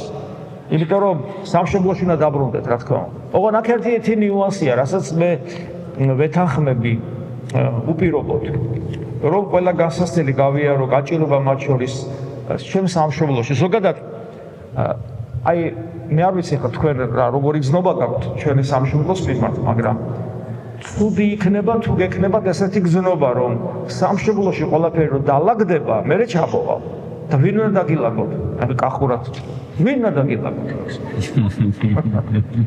ვინ უნდა დაგილაგოთ თქვენი დასალაგებელი ნახეთ რა არის თუ სამშობლო ისე როგორც ეკლესიასაც ეხება აი წაღამ საუბრობთ გარკვეულ თქვა აზროვნების ადამიანებზე რომლებიც ფიქრობენ რომ ეკლესიაში რაღაცები არ მოსწრო დასალაგებელია ფიქრობენ და გარბიან ეკლესიიდან ჯუსაგარბი ხარ კაცო ეკლესია ერთია სადმე დიხარ სამშობლო ერთია სადმე დიხარ რაღაცებია დასალაგებელი და მე დაალაგე შენი ლეგიტიმაციის ფარგლების ადამიანს წუღება ესეა სამშობლო ზუსტად ნახეთ და ეკლესიას და სამშობლოს ამ შემთხვევაში სამშობლოს და ეკლესიას იმიტომ ვაიგივებ რომ ჩვენი სამშობლო საზღვრები ეკლესიის საზღვრებს ემთხოვა ჩვენ ხო მართლმადიდებელი ქვეყანა ვართ და ნახეთ ზოგისთვის ეკლესიას და სამშობლოს არის კომფორტის ზონა ისეთი არც სამშობლოც ეკლესია კომფორტის ზონა არ არის მაგრამ ცნობიერებაში შეიძლება ეს იყოს როგორც კომფორტის ზონა და საკუთარი ნიჭიერების რეალიზების ადგილი. მე ხო მაგარი ნიჭიერი კაცი ვარ და მე ეკლესიამ უნდა გასახანი მომწეს. აბა როგორ მე ისეთი კარგი ნიჭიერი ქართველი ვარ რომ მე სამშობლოში რო ჩავალ, აბა უნდა გასახანი მომწეთ რა. თუ შენ გაქვს ეს განცდა რომ სამშობლო, ისე როგორც ეკლესია, შენი ნიჭიერების რეალიზების ადგილია, შენ არასწორად ფიქრობ. სამშობლო და ეკლესია ღვაწლის ადგილია. და მე გაგახსენებთ მე-19 საუკუნის ადამიანს ჩვენ დიდ წინაპრებს ილია ჭავჭავაძე, ვაჟა ფშაველა, გოგებაშვილი, რა ვიცი, ესეთი რამდენია, ხო? ეს ადამიანები სამშობლოში რო დაბრუნდნენ, ქართველები როგორ დახვდით ამ ადამიანებს? ყვავილები დაუფინეთ? არა. ილია მოუკალით, გოგებაშვილი სიკვდილის პირამდე მივიყვანეთ სუიციდის მდგომარეობამდე, ვაჟა ფშაველა სიღარიბეში და გაჭირებაში აღესრულა და ესე რომ ჩამოყვეთ რამდენს ნახავთ. გესმით ეს იყო. ამიტომ ამ შემთხვევაში მე ამ წერილის ავტორს იმაში ვეთანხმები რომ თუ ჩამოდის ადამიანი მზად უნდა იყოს ბრძოლისთვის, თავგანწირვისთვის, ღვაწლისთვის და არა იმისათვის რომ საკუთარი ნიჭიერების რეალიზების ადგილი იპოვოს. ეკლესიაში ასეა ზუსტად. ჩვენ ვიბრძვით და ჩვენ საბრძოლოდ ეს ბრძოლა მაცხოვნებელი ბრძოლაა. ქრისტე რო ღმერთი რომ მოდის დედამიწაზე და თავის ხორციელ სამშობლოში იუდეაში რა გაუკეთეს, მოკლეს. მაგრამ ქრისტემ გაიმარჯვა, გესმით რა შეესაბამება. აი ილია ჭავჭავაძე მოკლეს, მაგრამ ილიამ გაიმარჯვა. იმიტომ რომ ილია რო არ ყოფილიყო, ვაჟა რო არ ყოფილიყო და ასე შემდეგ ეს ხალხი რო არ ყოფილიყო, ჩვენ ვინც მე-20 საუკუნეში დავიბადეთ და გავიზარდეთ, ჩვენ ქართველები აღარ ვიქნებოდით, იმიტომ რომ იმათმა ესეთი ძლიერი იმპულსი მოგვცეს, რომ ჩვენი თაობა პატრიოტულად იზრდებოდა. ჩვენ სკოლაში, ვეროსკოლაში სწავლობდი, ისე გვიყვარდა ჩვენი სამშობლო, რომ ბედნიერები ვიყავით, ასე ვამბობდით, აი, მეგობრები, კლასელები, რა ბედნიერებაა, რომ ქართველები ვართ. და ეს იმ ადამიანებმა გააკეთეს. ამიტომ ის ბერბეჭაშვილმა კი გაიმარჯვა და ორჯონიკიძემ, ვინც ილიას ესროლა. არაბედ ილიამ გაიმარჯვა. ფიზიკური სიკვდილით ადამიანი არ მარცხდება. აი ესეთი ხედვა უნდა ქონდეს ადამიანს, რომელიც სამშობლოში დაბრუნდება და არა ის, რომ ეხლა ჩავალ და აბა ეხლა თქვენ იცით. ამიტომაც ეს ქართველების ხასიათი აგერ არ ნახეთ დღეს. ეგეთები ვართ. მაგრამ ეგეთები გვიყვარს ჩვენ ერთმანეთი. ყველა ქართველი ცოტა უურევს და ესე გვიყვარს რა ერთმანეთი. გაგავაკეთოთ. როგორ უნდა გავიგოთ ის, რომ ღმერთი ისეთ რა, სულ მახსენდება მამავა ეს საოცარი მაგალითი გიორგი მეშვიდეს დროს. დიახ. ესე იგი, თემურ ლენგმა ყველა ქვეყანაში ერთხელ ილაშქრა და მიწასთან გაასწორა და ყველგან ისლამი მიაღებინა ყველას. საქართველოში 7-ჯერ თუ 8-ჯერ ილაშქრა და ვერაფერი ვერ გააწყო. ვერაფერი ვერ გააწყო და ბოლოს დაგვიწერა რომ კაი ხო ქრისტიანები იყავით. ეს იცით რას ნიშნავს? ეგეთ რამე დედამიწაზე არ მომხდარს.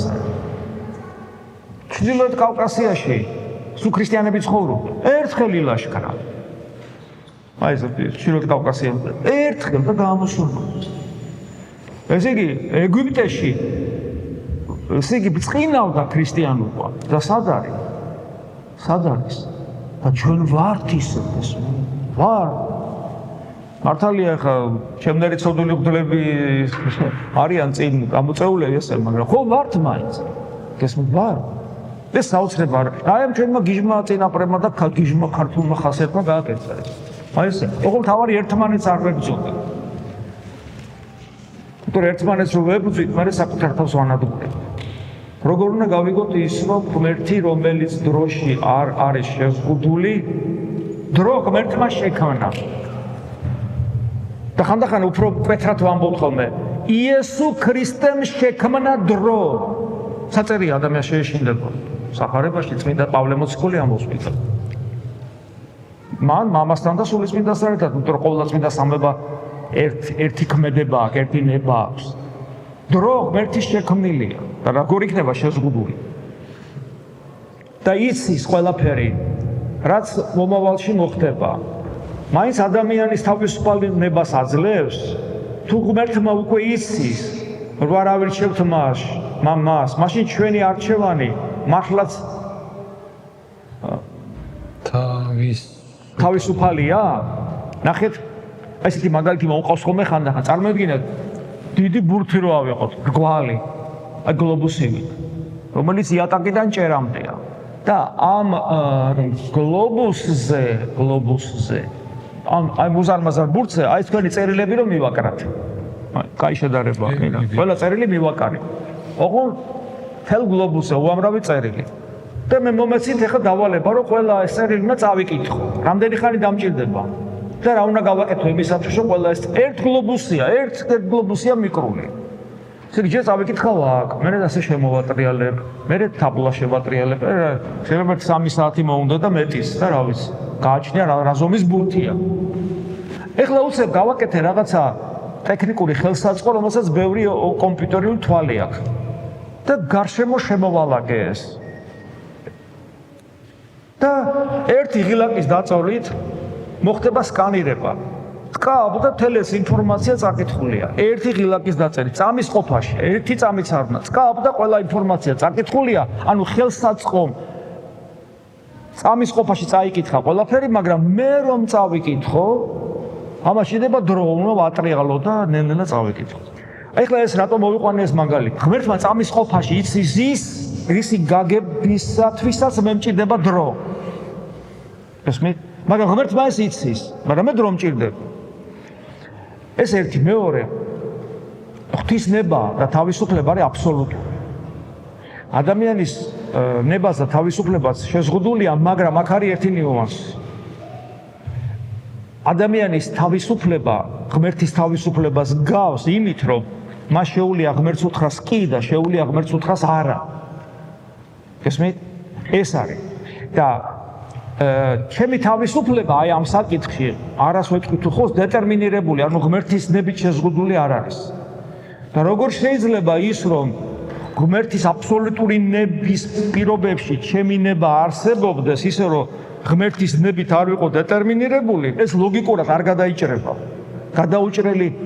გადაუჭრელი დილემაა ეს არ მოიხსნება მაგრამ ეს არის მოცემულობა და ღმერთმა რომ იცის მე ხვალ რას ვიზავ იმიტომ კი არ ვაკეთებ იმას რასაც ვიზავ არამედ ღმერთმა იცის იმიტომ რომ ხვალე ღმერთისთვის არ არსებობს და მაგრამ ჩემთვის არსებობს ანუ სხვა ყოფიერების სხვადასხვა ფორმაა და ღმერთის ყოფიერება ჩემთვის უცნობია მე არ ვიცი ამიტომ მე თავისუფლება მაქვს მე ჩემ თავისუფლებას შემარჩევაში არავინ არ ერევა მაგრამ ღმერთმა ყველაფერი რო იცის ეს ჩემ თავისუფლებას იმიტომ არ ზღუდავს რომ ღმერთის ყოფიერება არის ხარ და მასთან დრო არ არის ეს არის ლოგიკურად გაუაზრებელი აი ეს არის ანუ ის რომ იმ აპარატმა რო იცის რომ იმ გლობუსის იქით რა წერია და მე რომ თავის დროზე იმას წავიკითხავ იმიტომ კი არ ვკითხულობ რომ იმან იცის არამედ უბრალოდ თანხმედრაში მოდის რაღაცნაირად იმიტომ რომ მე ვკითხულობ ჩემ დროზე იმას და იმიტომ კი არ ვკითხულობ რომ მან იცის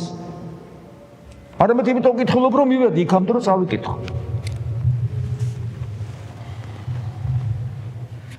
როგორ ვუშველოთ გარშემო ადამიანებს, როცა ვხედავთ, რომ მათ საფალე არ მიკეთია და ცოტა მათ სიმშვიდე არ გააჩნიათ ძმას, მეგობარს შინ. იცით, რა თქმა უნდა, არსებობს ფსიქოლოგიური დამშვიდობის შესაძლებლობა, ეს ადამიანის ნიჭია. რომ ადამიანს როცა გაგზენებული არაყვე, დაუთმო, გადაატანინო, როგორც პატარა ბავშვს ექცევიან, პატარა ბავშვი რო აღელდება, როცა პატარა ბავშვი ტირის, უყوار უნდა შობელი ყوار უნდა მასაკნას, ყوار უნდა დააწვეს პირიქით და პირიქით ყوار უნდა ესე იგი გაანერვიულოს, უნდა გადაატანინოს ყურადღება და ასე შემდეგ. 1000 მეთოდი არსებობს, ახლა მაგი გამოცდილებით ადამიანი თვითონ ხდება თითოეულ ადამიანთან როგორ მოიქცეს, მაგრამ თუ თქვენ გინდათ რომ მას ნამდვილი სიმშვიდე გქონდეს, ის უნდა ქრისტიანი გახდეს და ქრისტიანი რო გახდეს, ამისათვის თქვენ უნდა მისცეთ მაგალითი ქრისტიანობის. როგორ უნდა მოიყვანო ოჯახის წევრები ეკლესიაში, როცა ისინი არ არიან მორწმუნეები, არა ქართველი. პირადი მაგალითი ეს პასუხი არის სახარებაში. თქვენში უნდა იყოს ღმერთი, რომელიც არის ნათელი, ეს სინათლე გრიგოლ ხანძთელის შემთხვევაში ფიზიკურადაც კი ავლენდა თავს, როგორც თაფორისთაზე ფერიცვალების ჟამს, მაგრამ ცოტა უფრო დაბალი სიწმინდის პირობებში ქრისტეს თვისებებით უნდა ავლენდეს თავს. სიმშვიდე, სიმდაბლე, დიდსულოვნება, გულმოწყალება, მიმტევებლობა, ეგოიზმის საწინააღმდეგო თვისებები, ხომსრუნველობა და როცა ამ თვისებებს ძლიერად ავლენს და როცა ის დაინახავს შენი მოყვასი რომ ეს თვისებები შენ ეკლესიიდან მოგაგდა უფრო და უფრო ძლიერდება, მე ის დაინტერესდება ეკლესიით თუ მაშინ რაიმე ნაფერწყალი მაინც არის. ეს ამბობს უფალი რომ ესე ნათელს უნდა ატარებდე და ეს ნათელი ისე უნდა ბრწყინავდეს რომ სხვა ხედავდეს. სხვა საშუალება ადამიანს უჩიჩინო და რაღაცებს თუ კითხავს უნდა უპასუხო და თუ არ კითხავს და არ დაინტერესდება არაფერი არ უნდა უთხრა. ცხოვრების წესი დაუდასტურო და კითხვის ჟამი რომ მოვა, თვითონ კითხავს მე რაიმეს. როგორ მივხვდეთ რომ ჩვენ მიერ არჩეული გზა და განცდილი მდგომარეობა სწორი მიმართულებით არის. ადამიანი რომელიც მუდმივად კითხულობს წმინდა წერილს და წმინდა მამებს, ცდილობს ილოცოს, მასში ნელ-ნელად ცხადდება, მისთვის ნელ-ნელად საცნაური ხდება, უფრო და უფრო სიღრმისეულად ღვთისნება. და სანამ რაღაც ქმედებას ჩაიდენ, ან რაღაცას იტყვი, ან გადაწყვეტილებას მიიღებ, ის მწიფდება გულის სიტყვის დონეზე. და გულის სიტყვის დონეზე უნდა გაკონტროლდეს. აი რაღაცა გულის სიტყვა მოვიდა, რომელიც მე мотивაციას გაძლევს, რომ ასე წახვიდე თუ ასე წახვიდე, ის თქვა თუ ეს თქვა, ასე მოიქცე თუ სხვანაირად მოიქცე. მაგრამ პირველი არის გულის სიტყვა, რომელიც ძალიან ხშირად ემოციურად სწრაფად გაიძულებს იმოქმედო. და ქრისტიანს ეძლევა ნელ-ნელა გამოცდილება, რომ უცებ ემოციურად ეს გულის სიტყვაში გაჟღერებული რაღაცა აზრი და იმპულსი არ გამოიტანოს გარეთ, პაუზას აკეთებს და ეგრევე ადრის წმინდა წერილს. და როგორც კი აღმოაჩენთ, რომ ღვთისნებას არ ეთანხმება, ესე იგი ის ღმერთისგან არ არის და აღარ აკეთებ. ამას შეიძლება გამოცდილება, მაგრამ ამას შეიძლება მუშაობა საკუთარ თავზე. ქმარს ვაწყენინებ, გოდის არ უხდი. რომ უფალს ვთხოვ, რომ ყოველთვის პატიებას. ნახებ, სწორად იქცებიო? არ იქცევს. ხო გინდა რომ აი ხშირად როგორ არის? ვაწყენი. ხშირად, ხო გინდა ხშირად დამთავრდეს. იმიტომ არ თავდება, რომ ბოდის არ თქო. ბოდის არ უხდი. გესმით? აი ძალიან ლოგიკურია, ხო? მე მოვედი და ეხლა რაღაცა ნერვები აგეშალე საში. და დაქტოვი ასე ნერვებაში. მე წავედი და უფალო მაპატიე რა. და უფალი ხო მეტყვის, რომ შედალოცილო ის ნერვებაში რომ დატოვე და ეს რომ ასია, როგორც ახლა მე გეუბნებით, საიდან ვიცით? ისევ სახარებიდან. უფალი ამბობს, რომ სანამ მსხვერპლს შეწირავ და ჩვენი მსხვერპლს შეწირო არის ლოცვა. ნახეთ როგორ ამბობს, სანამ მიხვალ ღმერთთან მსხვერპლს შეწირვისათვის, ანუ ლოცვისათვის, სანამ მიხვალ. აუ უბრალოდ რომ მიხვალ და გაგახსენდება, რომ შენი მოყვასი შენთან ნაჩხუბარია და დამნაშავე შენ კი არ ხარ, ის არის დამნაშავე. აი ესე წერია. მიდი და ჯერ იმას შეურიგდი და მერე მოდი უფალთან. ანუ უფალი არ იწირავს აი ამ სინანულს თუ შენ მას არ ურიგდები, მით უმეტეს თუ შენ ეჩხუბ. აი ეს. პეტრე მოციქული ესეთ რამეს ამბობს, რომ ქვერებს მიმართავს, მაგრამ ცოლებსაც ეხება. თუ ცოლს გაანაწყეთებ, ეს შენ შეგიშლის ხელს ლოცვაში. თუ ქმარს განაწყენებ, ცოლ შეგიშლის ხელს ლოცვაში. ამიტომ ქრისტიანები იმის გამო რომ ლოცვაში ხელი არ შეეშალოთ, ყველაფერს უთმობენ ხოლმე ცოლებს. ცოლები ქმრებს. აღდგომის მერე იესომ მარიამ მაგდალინელი არ მიიკარა. თომას კი ჭრილობაზე თითები დაადებინა. აქ არის ორი სხვადასხვა სწავლება. და პირველი ის რომ მართლა ქრისტეა და თომას ეჭვიეპარებოდა და მოციქულებსაც ეჭვიეპარებოდათ რომ ქრისტე იყო. ამიტომ ჭრილობებს აჩვენებს, მათ თვალწინ ჭამს და თომასაც უნება მოციქულებსაც იგივეს ეუნება რომ ხელი შემახე. იმიტომ რომ მათ ეჭვიეპარებოდათ. გესმით? მარიამ მაგდალინას ეჭვი არ ეპარებოდა, ეგრევე იცნო, რომ დაუძახა მარიამ მოწმედა და ეგრევე იცნო. ანუ საჭიროება მიკარების აღარ იყო, იმიტომ რომ იცნო და ეჭვი არ ეპარებოდა. მაგრამ იმიტომ არ მიიკარა, რომ ამით მას და ყველას გვასწავლა, რომ ქრისტესთან ურთიერთობა იმგვარი ადამიანური, ფამილიარული, ასე ვთქვათ, რომელიც მანამდე იყო, როცა ისინი მოციქულობაში იზრდებოდნენ, ისეთი ურთიერთობა აღარ იქნება. არც მათთვის და არც ჩვენთვის, იმისათვის, რომ ქრისტესთან ურთიერთობა გააგრძელდეს მარადისობაში, რასაც ქვია სამოთხე არის ქრისტესთან ყოფნა, ქრისტეა სამოთხე. ამისათვის ადამიანის შინაგანი მეტამორფოზა უნდა დაიწყოს, რომელიც დაიწყოს სულიწმინდა ღმერთის გარდამოსვლის მერე. ამიტომ თუ ჩვენში შინაგანი მეტამორფოზა არ მოხდება, როგორ ღრმადაც არ უნდა გჯეროდეს, რომ ქრისტე ღმერთია მოვიდა ადამიანად, მოკვდა, აღსდგა, გესმის, როგორც არ უნდა გჯეროდეს ამის, თუ შენი შინაგანი მეტამორფოზის პროცესი, თუ შენი შინაგანი ცხოვრება არ დაიწყო, ეს ყველაფერი არაფერს არ გაძლევს. ამიტომ არ იკარებს ის და ამით ჩვენ გვეუბნება, რომ თუ გინდა რომ ჩემთან მოხვიდე, ნახე რა ეუბნება თან მარიამ მაგდალინას, ჯერ ზეცაში არ ავსულვარ. ან ვეუბნება რომ ზეცაში უნდა შემხვდე მე. და ზეცაში რომ შემხვდე, ეს იწყება აქ, როცა სულიწმინდა ღმერთი გარდამოვა შენში, რაც მოხდა სულთმოფენობის ჟამს.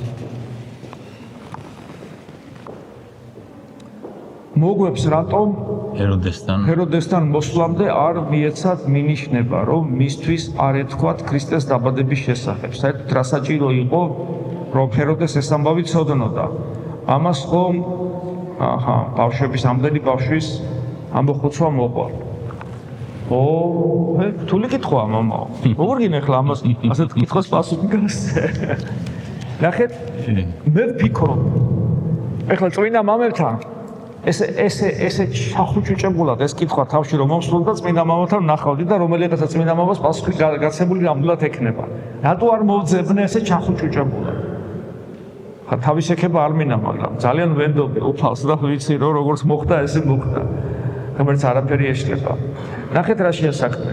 ადამიანს ხშირად აქვს ილუზია ეკლესიაში რომ მოდის, რაღაც მოვედი ეკლესიაში და ვირწმუნე ქრისტე როგორც ღმერთი, შეიძლება ის სლენგი გამოვიყენო. ადამიანი როგორ გითხრა, რაღაცა ძალა მას ფარველობს? რაღაცა ძალა მას ფარველობს. გესმის? ადამიანი ეკლესიაში რომ მოდის, მას აქვს ესეთი მოთხოვნილება, რომ ან ილუზია ექნება მას, რომ მას ყოვლისშემძლე ღმერთი იფარავს. მაგრამ ღმერთი ძალიან უცნაურად მოქმედებს სამყაროში. ღმერთი მოქმედებს სამყაროში ისე უცნაურად, რომ ადამიანის თავისუფლება და შესაბამისი მისი მოქმედებები არაფრით არ იზღუდება. არაფრით. ელია თესბიტელთან არის ესეთი ისტორია, ღმერთი როგორ ეცხადება მას. ანგელოზი ეტყვის, რომ ღმერთს იხილავ, ღმერთი გამოგეცხადება და იქ არის სხვადასხვა ბუნებრივი მოვლენები. მათ შორის გვინვა, ქარიშხალი, ცეცხლი, რაღაც მეხი ჩამოვარდება, რაღაც და ეს ხაზგასმულია. და არსად არ იყო ღმერთი და მერე მწულილი ნიავი, ძველ ქართულად ესეა, ანუ სუსტი ჩქამი, ისეთი მწულილი ნიავი, რომელიც აი თუ ძალიან არ გაფაქიზდებოდა. აი ეს ვერც კი იგზნობდა, სუსტი ჩქამი და იქ იყო უფალი, იქ. ამიტომ ღმერთი თავის თავს უკიდურესი სიმდაბლით ავლენს სამყაროში. ღმერთი 5000 მარტო მაშინ იყო სამყაროში, როცა ქრისტე მოვიდა. ღმერთი ხო დღესაც არის და რამდენი უბედურება ხდება დღეს სამყაროში. ეხლა რამდენი ომი მიდის აგერ რა, იქ აღმოსავლეთში, ჩრდილოეთით, რამდენი ბავშვი იხოცება. და თუ ჩვენ ამ კითხვას ლეგიტიმაციას მივცემთ, რომ აბა ღმერთი სად არის, კაცო ამდენი ბავშვი მოკლა და დღეს სად არის ღმერთი ამდენი ბავშვი რო იხოცება. კაი, დავანებოთ ომებს თავი. რამდენი ბავშვი ყდება ავადმყოფობით? ჩვენ ღვთლებს რამდენი მოვაყდავი ბავშვი გვინახავს? რო აბორტით? არა, აბორტით ხე მაინც ადამიანი კლავს და როცა ადამიანი არ კლავს, პირდაპირ ავადმყოფობით ხდება. ესმით, იმის თქვა, ხო, აბორტის ალთოდ ჩვენ ვართ ერი, რომელიც პროცენტულად ყველაზე დიდ პროცენტული თვალსაზრისით ერთ-ერთი ყველაზე მეტად აბორტის კეთებელი ერი ვართ. ამიტომ ჩვენ წესით ღმერთი გვეტყოდა, რომ შენ დარდობ იმაზე, მაშინ რა მოხდა და რამდენ ბავშვს კლავთ პროცენტულად, ну, რაოდენობრივად რამდენ ბავშვს კლავთ საქართველოში ყოველწლიურად. გული გაგვისხდება ესეთი ციფრი. ამიტომ ღმერთი მოქმედებს უცნაურად, ჩვენთვის გაუგებრად. გესმით, ჩვენთვის გაუგებრად მოქმედებს, ამიტომ ის რომ ჰეროდე ესე მოიქცა ესე, იმიტომ რომ ესე უნდა მოქცეული. იმიტომ რომ ეს მისი ხედვაა, მისი სოფხედელობა არის. 70 წლის კაცი, 70 წლის იყო დაახლოებით ჰეროდე მაშინ. და ბავშვი დაიბადა და მეფობას სამართლებს წარმოგიდგენიათ რა 70 წლის კაცი. ფიქრობს, რომ ბავშვი მეფობას წარმართლებსო და რამდენი 70 წლის ადამიანია ამ სამყაროში, რომელიც და 80 წლის, რომელიც ამ ქვეყანას ებღაუჭება, ამ ქვეყნიურ სიამოვნებებს, ამ ქვეყნიურ წარმატებებს და ახალგაზრდებს ჩაგრავს და გასაკანს არ აძლევს. შეთალოცილო ხვალე უნდა გარდაიცვალო და მიეცი რა ახალგაზრდებს შესაძლებლობა, რას ებღაუჭები. რო თქვათ ესე. რამდენი მაგალითი გვაქვს ჩვენ ამის. ეს არის ადამიანურის ბუნება წარმოჩენილი, აი ადამიანი არის აი ესეთი. და აი ამ ველურ გარემოში მოდის ქრისტე და თვითონაც იმ წამსვე იდევნება ამ ველური გარემოსგან. ჩემ თავში ვებრძვი რომ არ გავგოროდე, მირჩიეთ როგორ მოვიქცე. ადამიანს არ შეუძლია გოროტების დამარცხება თავისთავად. თუ მასში ქრისტე არ შევიდა. ამიტომ ნახეთ პავლე მოციქული, რომელიც მართლაც უდიდესი ღვთისმეტყველია და საღვთისმეტყველო ენა პირველად მან შემოგთავაზა, შეიძლება ასე ითქვას. ძალიან საოცარ ამბებს ამბობს კოლასელთა მიმართ ეპისტოლეში. რომ თავარი საიდუმლოება, რომელიც ღმერთის განკაცებას მოყვა სამყაროში, ეს საიდუმლოება ღმერთის გეგმაში იყო ყოველთვის და ადამიანისათვის დაფარული იყო. მაგრამ ღვთის განკაცებით განეცხადათ ეს საიდუმლოება განკაცებული ღმერთის, ანუ ქრისტეს მიმდევრებს, ანუ ქრისტიანებს. და მე ამბობს, ახლა ამ საიდუმლოებას განგიცხადებთ და ამბობს, ეს არის ქრისტე ჩვენში. ეს საიდუმლოება თუ არ ახსოვდა ადამიანში, ის ქრისტიანი არ არის. იმიტომ რომ ღვთის ტაძარი არ არის მაშინ და და პავლე მოციქული იმპერატიულად ამბობს, არ დაგავიწყდეთ რომ ღვთის ტაძარი ხარ. ამიტომ არის ხორციელი ცოდვა. იმიტომ რომ ღვთის ტაძარია ადამიანი პოტენციაში.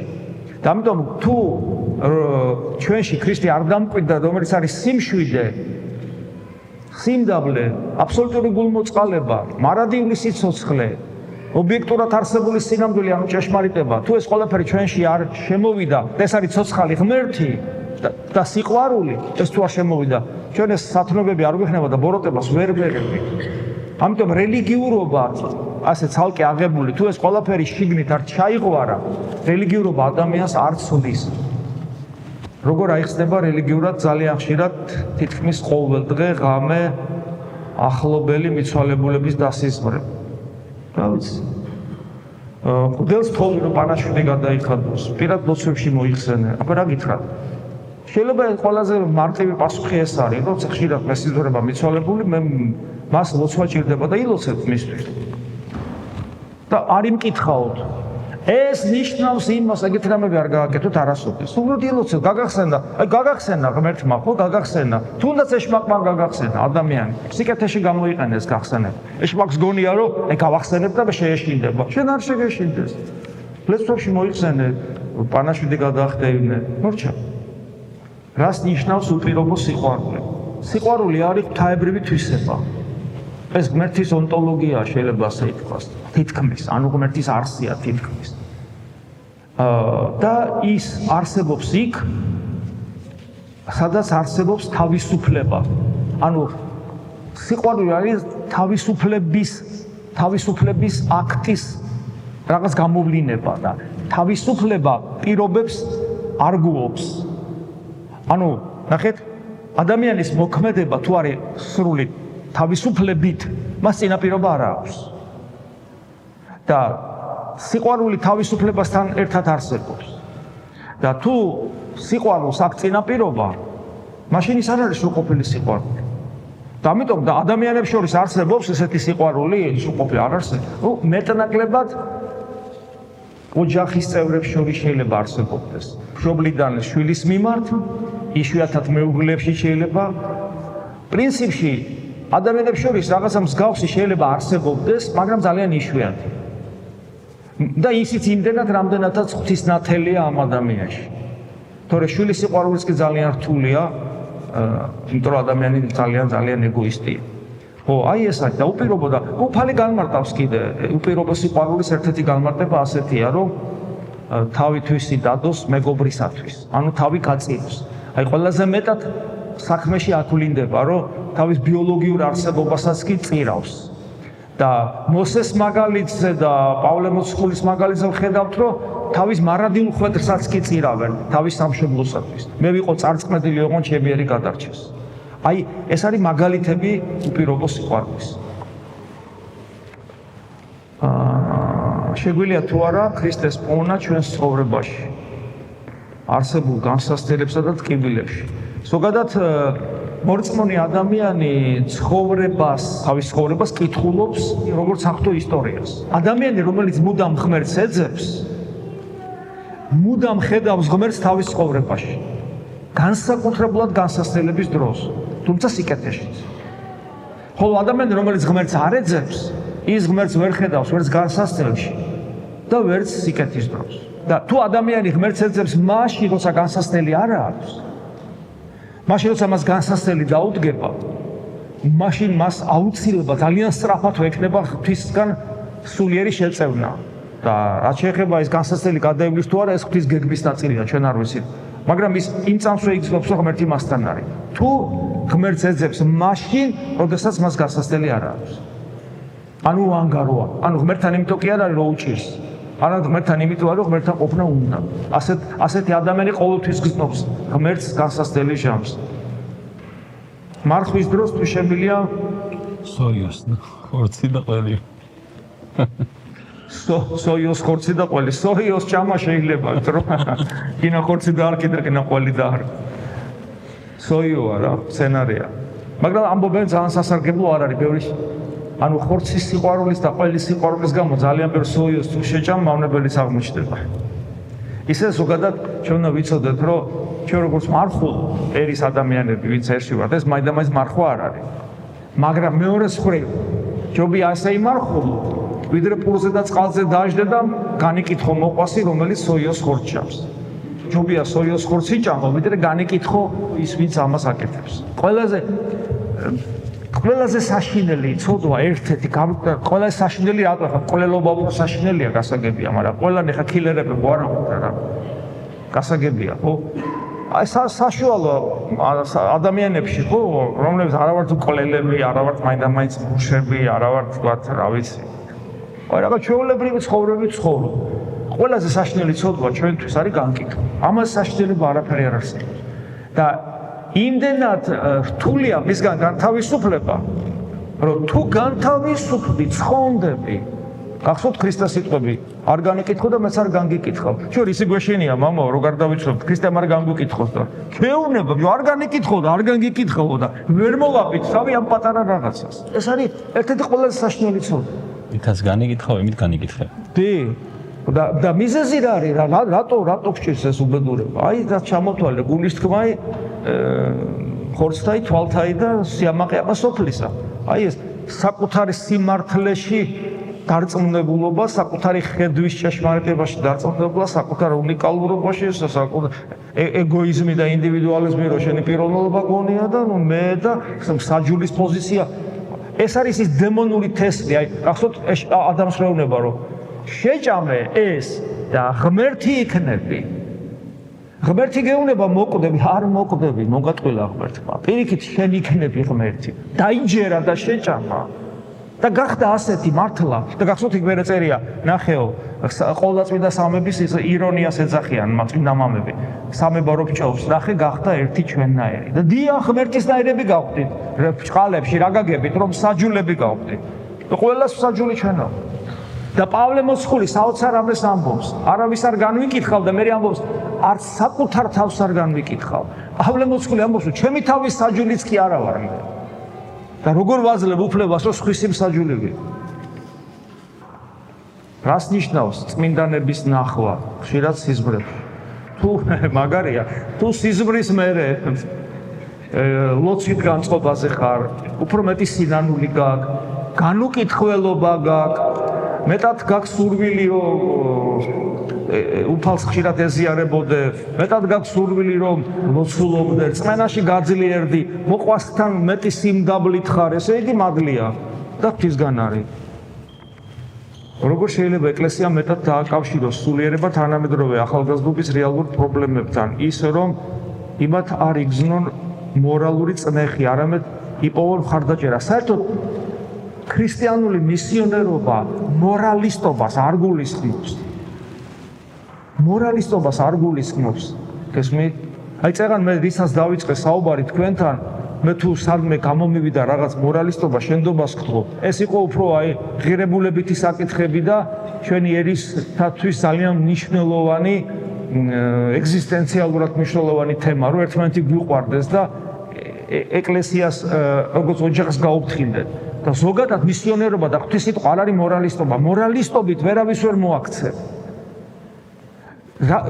ისეთ როგორ არის სხვა კატეგორიაა საერთოდ რა საერთოდ სხვა კატეგორიებია აი როგორც მაგალითად მშვენიერება ღმერთთან არის მშვენიერება მაგრამ მშვენიერების ქადაგები ადამიანს ვერ გააქრისტიანებს რა თუ ადამიანს ბახის მუსიკა არ ესმის და ვან გოგის ნახატს ვერ ხვდება და შენ ახლა გინა თუ არა ბახი გაიგოს და ვან გოგი გაიგოს ამით ვერ გააქრისტიანებ ეს არის სხვა შრე მორალისტობა ძალიან მნიშვნელოვანია მაგრამ ესეც სხვა შრეა სხვაგან უნდა ჩავიდეთ ქრისტეს ღმერთობა უნდა დავანახოთ ადამიანს და თუ ადამიანმა ქრისტეს ღმერთობა დაინახა დამერწმუნეთ რომ ის მორალის სიმაღლესაც დაიპყრობს და მშვენიერებასაც მიხვდება და ბახის მუსიკასაც გაიგებს თავარი აი ის არის ჯვარცმული ავაზაკი ისე შევიდა 64-ში რომ ზნეობრივი ცხოვრება ჯერ არ დაუწყია მან მეგონი არც კიცოდა ეს რა იყო ვერ მოასწრო ისაც ცოცხალი გადარჩენილიყო რა თქმა უნდა ზნეობრივი გახდებოდა მაგრამ ფაქტი ფაქტად შეება იყო უზნეო და საშნელი ადამიანი ნაზირალა იყო რა მოკლედ აჩახი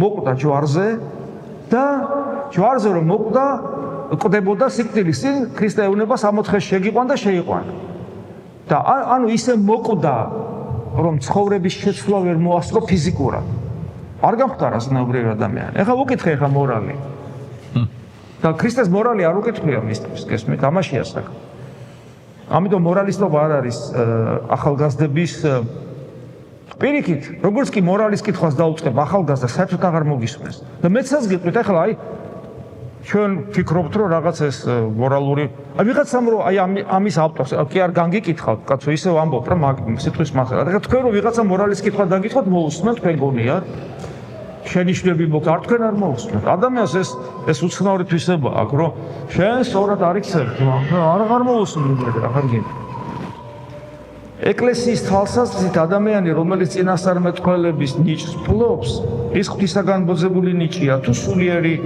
საფრთხეა ეს ნიჭი ცოდვითია თუ ცდუნებითი ნებისმიერი ნიჭი ეკლესიაში მოცემული ღვთისგან თუ ღვთისგან არის თუ წინასწარმეტყველებითი ნიჭი შეიძლება ღვთისგან არ იყოს გესმით იმიტომ რომ ის რასაც შენ წინასწარმეტყველებას უწოდებ შეიძლება იყოს დემონური ენერგიის ინსპირირებით მოცემული ცოდნა, რამე თუ მან ბევრად მეტი იცის ვიდრე ნებისმიერმა ადამიანმა და ის რაც ჯერ შენამდე ის ცოდნა ინფორმაცია არ მოსულა, მან იცის და გაგაგებინა და შენ ამას წინასწარმეტყველებას უწოდებ.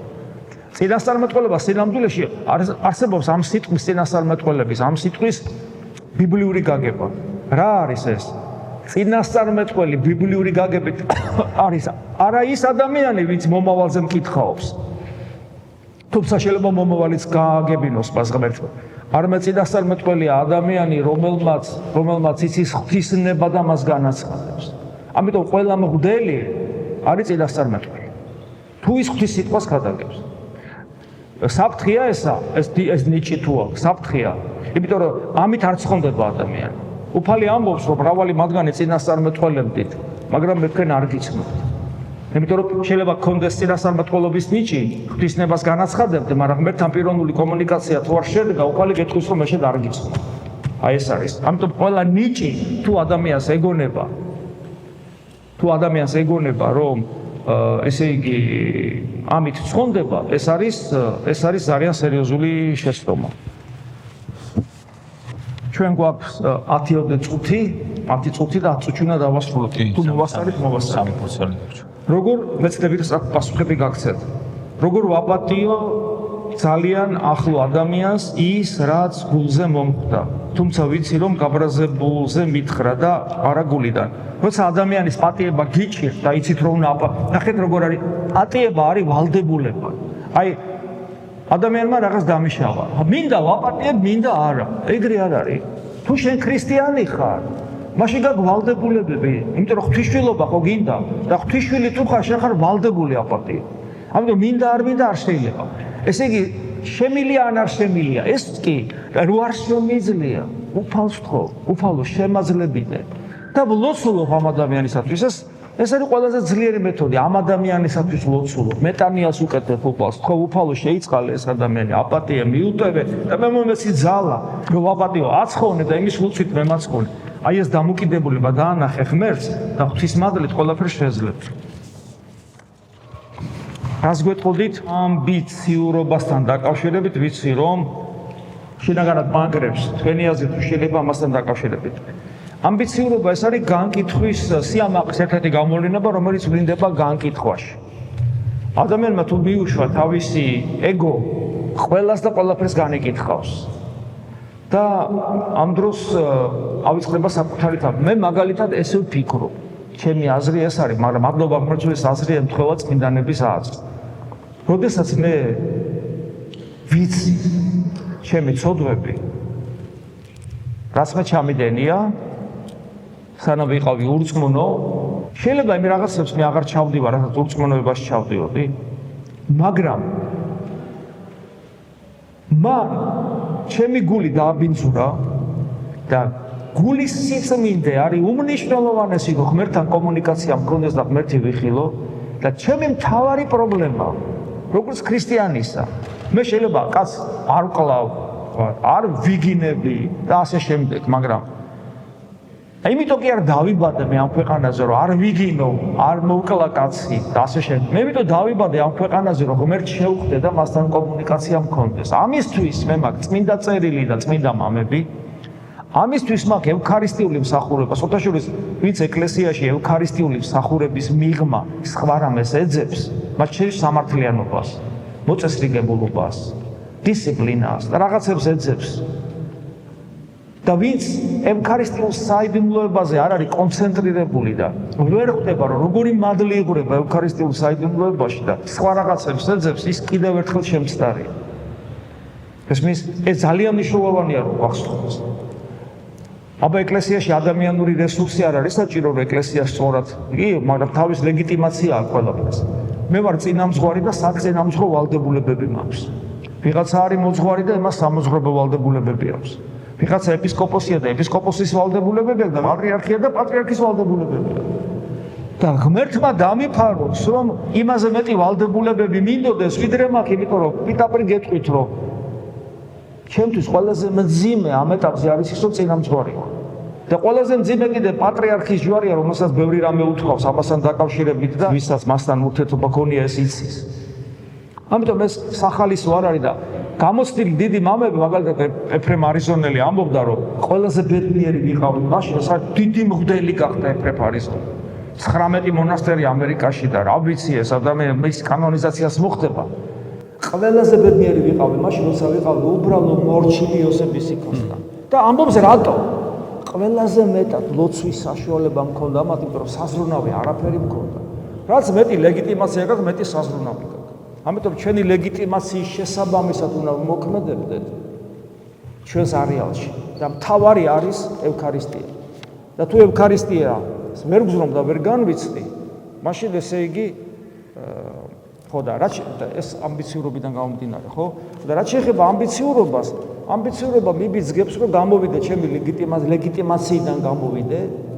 ლეგიტიმაციიდან გამოვიდე, მოვიდე იქ რაღაცების შესვლა, სადაც არ მაძლევს უფლებას ჩემი სტატუსი და თუ რაღაცა არ მომწონს, იგივე მადლი მიიღე ევქარისტიული მსახურებიდან, მადლი მიიღე ლოცვიდან და მეტანიები გავუკეთე უფალს და სთხოვე, თაყვანიაცი უფალს და სთხოვე, რომ ეს პრობლემა, რომელიც დგას სამშობლო იქნება თუ ეკლესია იქნება თუ შენ მოყვასთან იქნება თუ შენ ოჯახის წევრთან იქნება, რომელსაც ვერ აგებინებ, რომ ღმერთი დაეხმაროს ამ ადამიანს და ამ სიტუაციას და შეცვალოს.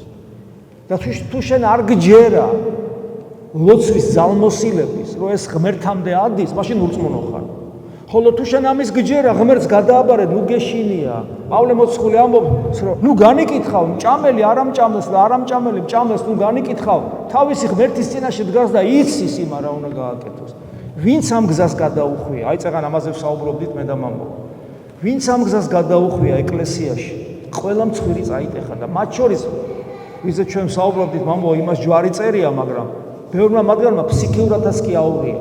დონ კიხოტო სიკეთე უნდოდა და ღირებულებებისთვის იბრძოდა და ბოლოს გაგიჟდა საწყად. რატო? იმიტომ რომ თავის ახნეს არ აკეთებდა. ესმით, არ გავიდეთ ჩვენი ლეგიტიმაციის ფარგლებიდან. ეს ამბიციურობა სწორედ ამას აკეთებს. ღმერთი ხარ. ეს დემონური თესლია. ღმერთი ხარ, შენ გაქვს უფლება იყო მსაჯული.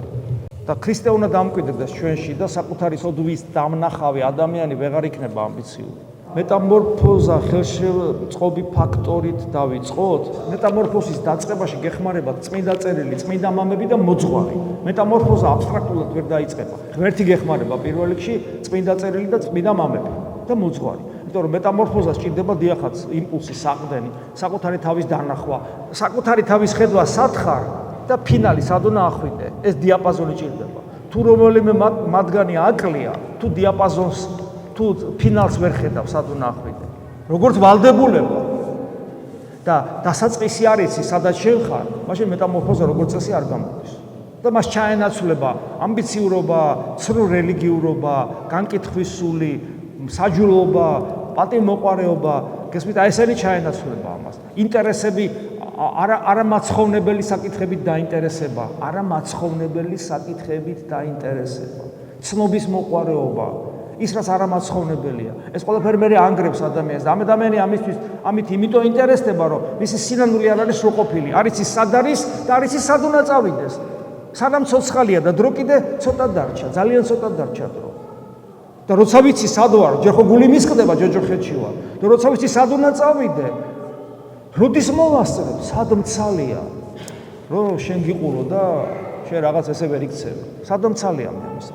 და როცა ამის ვალდებულება მაქვს, თქვათ ეპისკოპოსი ვარ, ან წინამძღვარი ვარ, ან ქარხნის დირექტორი ხარ, ან რაღაცა თანამდებობა გაქვს, ეს ისეთი ტვირთია, რომ აღარ შეგიძლია, მაგრამ ვალდებულები და მორჩილებით აკეთებ. გესმით რა შეასაკა? კი არ გიხარია ეს ქართული სიტყვა, ბოლო კითხვა დარჩა, ქართული სიტყვა თანამდებობა, რომ ჩვენ სწორად გვესმოდეს, მაშინ აღარ ვისწრაფდით იქნება თანამდებობისკენ. თანამდებობა ნიშნავს ვალს. თანამდებობა, თანამდები ვალი. ანუ ადამიანს რომ რაღაცა იერარქიაზე დასვავენ, ეს საეკლესიო იერარქია იქნება თუ სახელმწიფო იერარქია იქნება თუ ოჯახური, აი კაცი ხდება მეუღლე და ქმარი და მამა. ვალდებული ხდები. გესმით? საზოგადოების წინაშე, ოჯახის წინაშე, მოყვასის წინაშე, ღმერთის წინაშე და ეს გიხარია რომ ვალდებული ხარ? ეს სასიხარულო სულაც არა. და როცა არ ახარ ვალდებული, რა სიდებ ამ ვალდებულებას თავს? ბოლო კითხვა გვაქვს. როგორ შევინარჩუნოთ სულიერი სიმშვიდე მაშინ, როცა გარეთ ახლობლები და მეგობრები სულიერად და მორალურად დარღვეულები არიან. ავადმყოფობა, პატიმრობა. ისრაელში ყოფი ახლობლები. ისრაელში ყოფი ახლობლები. ჩვენი სულიერი სიმშვიდე, რადგან ფსიქოსომატური მოცემულობა არ არის, სიმშვიდე როგორც ფსიქოსომატური მოცემულობა, რა თქმა უნდა დამერღვევა, როცა შემახლობის განსასწრელია, ბუნებრივია. ეხლა ეს წყალი რო ცხელი იყოს, ის დამწვავს. ეხლა ცხელა და შეწუხებულები ვართ მამაო მედაში. ცხელ უთოს თუ დაადებ, რაც არ უნდა ის იყო, რა ქვია, მორწმუნე ხელი დაგეწვება და გეტკინება. ანუ ფსიქოსომატური თუ სიმშვიდე ის ირღვევა და იშლება, რა თქმა უნდა, როცა ნერვულ სისტემას რაღაცა ეხება, მწარე და მწვავე. საქმეც ამაშია, რომ ქრისტიანული სიმშვიდე თავიდანვე ვთქვით, არ არის ფსიქოსომატური მოცემულობა. ეს არის ქრისტე ჩვენში. ხლა ეს რას ნიშნავს? როცა შემახლობის განსასწრელი აქვს, ეს მაწუხებს, ისე როგორც სიცხე მაწუხებს და კიდევ უფრო მეტად მაწუხებს ახლობლის განსასწრელი, ნერვიულობთ. მაგრამ ნახეთ, განსხვავება რა არის? ჩვენი ნერვიულობა და ჩვენი წუხილი უიმედობაში და დეპრესიაში კი არ გადადის და აგონიაში და ისტერიკაში, არამედ მეტად ლოცვაში, ღმერთზე მეტად მინდობაში, თხოვნაში, ვედრებაში. აი შინაგანი ის ონტოლოგიური არსობრივი სიმშვიდე ღმერთმა რომ მომანიჭა, იმიტომ რომ ღმერთი ჩვენშია, იმას არ კარგავ. იმას არ კარგავ. აი ეს არის, ამიტომ ამას მივაქციოთ ყურადღება, რომ ის სათნოებები, იგივე სიყვარულია. შენ კარგად მეკცევი და მიყვარხარ. ეს არის ფსიქოსომატური გამოვლინება სიყვარულისა, რომელიც არ არის რა თქმა უნდა ნამდვილი. ეგრე ლეკვიც ესია, რო აჭმევ კუც გიქიცინებს და რო აღარ აჭმევ კუც აღარ გიქიცინებს. მაგრამ შენ თუ ცუდად მომექცევი, მე შენ აღარ მიყვარხარ. და სიყვარულიდან სიძულვილამდე ერთი ნაბიჯია, სწორედ ამაზეა საუბარი. მაგრამ თუ ეს სიყვარული ქრისტეს მიერია, შენ თავიდანვე მტერი რო ყოფილიყავი, მაშინაც უნდა მიყვარდე, გესმით რა შეასაკა. და თუ ადამიანს არ შეუძლია ასეთი სიყვარული გეთანხმებით არ შეუძლია და უფალი ამბობს ამას, ჩემს გარეშე არაფერი შეგილია, მაგრამ ასეთი სიყვარული ჩვენი ვალდებულებაა. გესმით? იმიტომ რომ სრულყოფილება, ზეციური მამის დარის სრულყოფილება ჩვენი ვალდებულებაა. და რადგან ეს ნიშნავს, რომ ქრისტე ჩვენში, ამას ნიშნავს. და თუ ქრისტე ჩვენში არ არის, ამას ვერაფერს ვერ გავაკეთებ. და რადგან მე ვატყობ, რომ ჩემი საქციელები, ჩემი დამოკიდებულებით ლუსტრაცია ხდება, რომ ჩემში ქრისტე არ არის, ნახეთ რამხელა საქმე მაქვს გასაკეთებელი და აღარ მცალია სხვების განკითხვისათვის. რაც ნაკლებად განვიკითხავ სხვებს, რაც მეტად უღმავდები საკუთარ თავს, მით მეხმარება მეტად მეხმარება ღმერთი, რომ ჩემი გული განიწმინდოს ისე, რომ მასში უფალი დამკვიდრდეს და მეტად შემოდის სიმშვიდე და აი ამ ქაოტურ სამყაროში ჩემი გადარჩენის პროცესი იწყება. აი ეს არის. ქრისტე შეგვეწიოს. მადლობა თქვენ, მადლობა მამებს მოთმინებისთვის, მადლობა მეუფეს, დოსითეოს, მადლობა პატრიარქს, მადლობა მეუფეშიოს, მადლობა უფალს. მიხარია, როდესაც ქრისტეს დიდებას ახერხებთ რაღაცნაირად მაინც. და ყველას ჩემი ესეთი არის ბოლო შეხვედრა ჩვენი ბელგიაში ყოფნისას და თქვენ რასაც გეუბნებით, ყველა ბელგიაში მყოფ ქართველს ვეუბნები და ყველა ემიგრანტს. ეს რა თქმა უნდა არის ჩემი შეიძლება ბავშვური ძალიან გულუბრყვილო, მაგრამ კეთილი სურვილი, რომ ღმერთმა მანახა ყველა თქვენი თავი დაბრუნებული სამშობლოში.